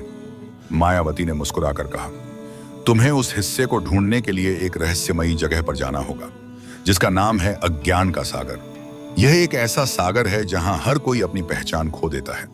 तुम्हें एक नक्शे की मदद मिलेगी, जिसे केवल वही पढ़ सकता है जिसके पास सच्चे प्रेम की शक्ति हो। मायावती ने इतना कहकर हवा में घुल गई और गायब हो गई। राजा विक्रमजीत ने अग्निमित्र की तरफ देखा। साधु, मुझे लगता है कि यह सब मेरी नियति है। हाँ राजन, यह तुम्हारी नियति है, अग्निमित्र ने कहा। पर याद रखना, तुम्हारे पास प्रेम की शक्ति है। तुम इस शक्ति से हर दुश्मन को हरा सकते हो।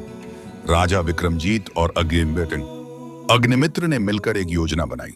वे जानते थे कि उनकी लड़ाई अभी खत्म नहीं हुई थी। उन्हें एक नए दुश्मन का सामना करना था और उन्हें दुनिया को बचाना था। धर्म मायावती से मिली चेतावनी और प्राचीन भविष्यवाणी के रहस्य को जानने के बाद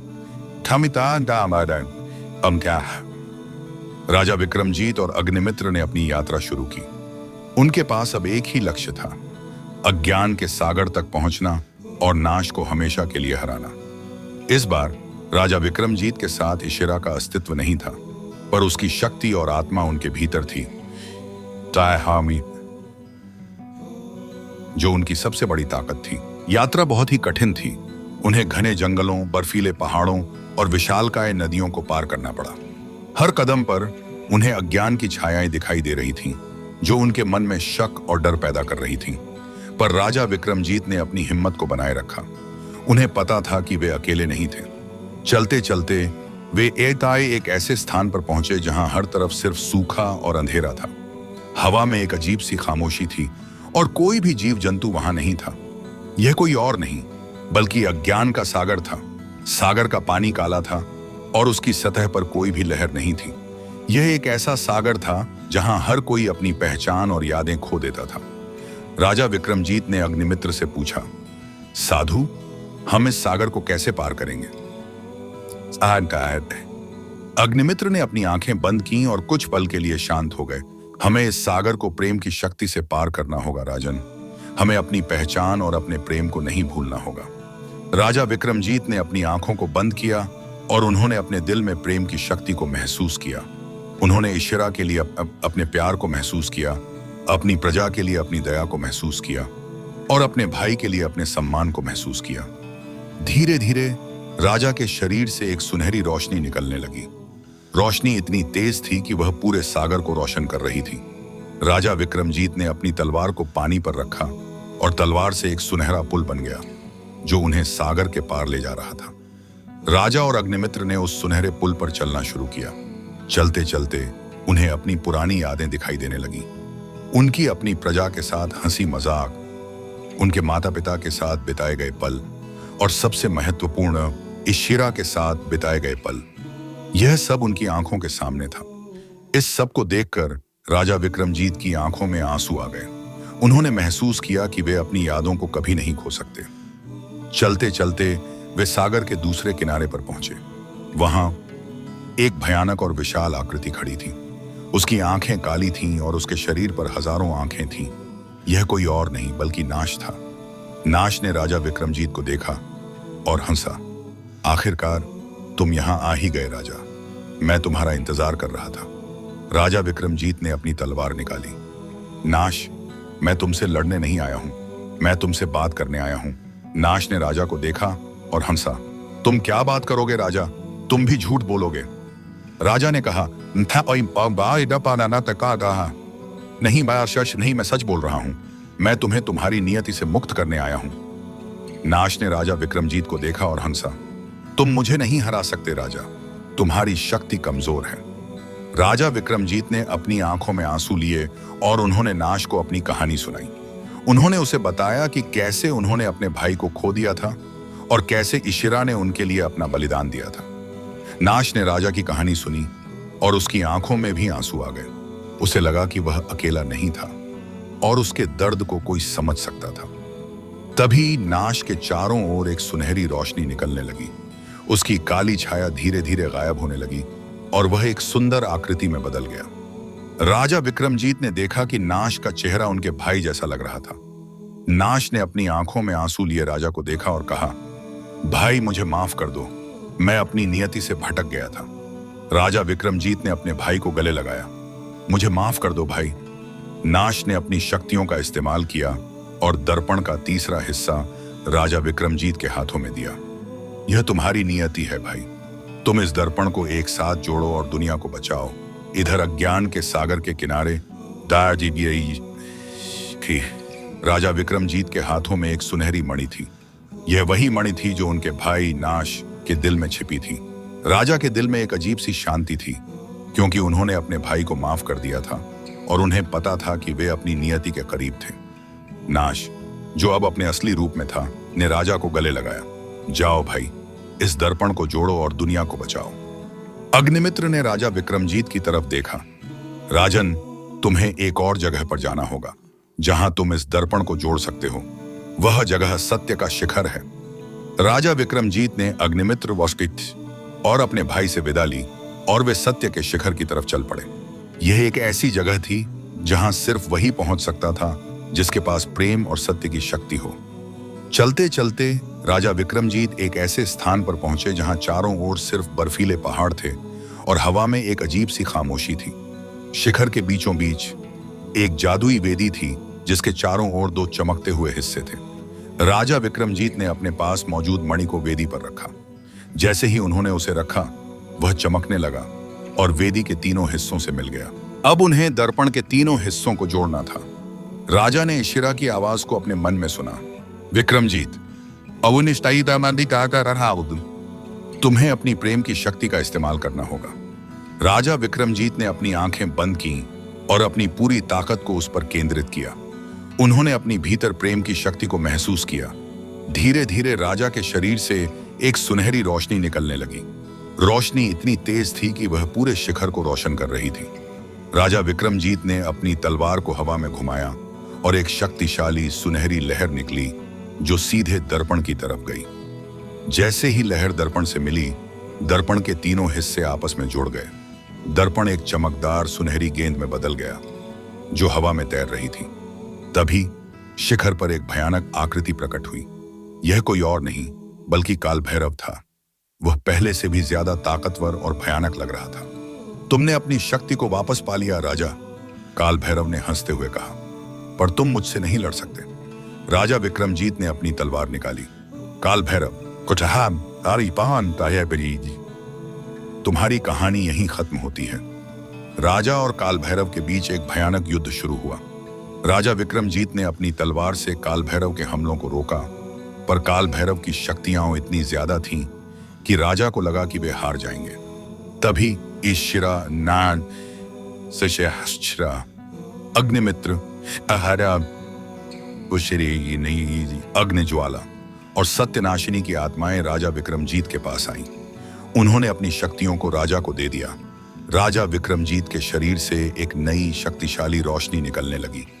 उन्होंने अपनी तलवार को हवा में घुमाया और एक शक्तिशाली सुनहरी लहर निकली जो सीधे काल भैरव की तरफ गई। काल भैरव ने अपनी काली शक्तियों का इस्तेमाल किया, पर वह लहर इतनी शक्तिशाली थी कि काल भैरव की काली छाया टूट गई और वह एक दर्दनाक चीख के साथ हमेशा के लिए गायब हो गया। काल भैरव के गायब होने के बाद शिखर पर शांति छा गई। राजा विक्रमजीत ने देखा कि उनके चारों ओर उनके सभी दोस्त खड़े थे। ईशिरा, नाश, अग्निज्वाला और सत्यनाशिनी अपने असली रूप में थे। तुमने हमें बचा लिया विक्रमजीत, ईशिरा ने कहा। तुमने प्रेम की शक्ति से अंधकार को हरा दिया है। राजा विक्रमजीत ने ईशिरा को गले लगाया और उन्होंने एक दूसरे को देखा। उनकी यात्रा खत्म हो गई थी, पर एक नया युग शुरू हो रहा था। राजा विक्रमजीत अपने राज्य में वापस आए और वे एक न्यायप्रिय और दयालु राजा बन गए। उन्होंने अपनी प्रजा की देखभाल की और वे हमेशा उनके साथ थे। उन्होंने ईशिरा से शादी की और वे दोनों खुशी खुशी रहने लगे। राजा विक्रमजीत और ईशिरा ने एक नया युग शुरू किया जहां प्रेम, दया और सत्य की शक्ति सबसे बड़ी थी। उन्होंने अपने राज्य को एक ऐसा राज्य बनाया जहां हर कोई खुश था और जहां कोई भी डर नहीं था। इस तरह राजा विक्रमजीत की कहानी खत्म होती है, जो हमें सिखाती है कि प्रेम की शक्ति सबसे बड़ी है और हम इस शक्ति से हर दुश्मन को हरा सकते हैं।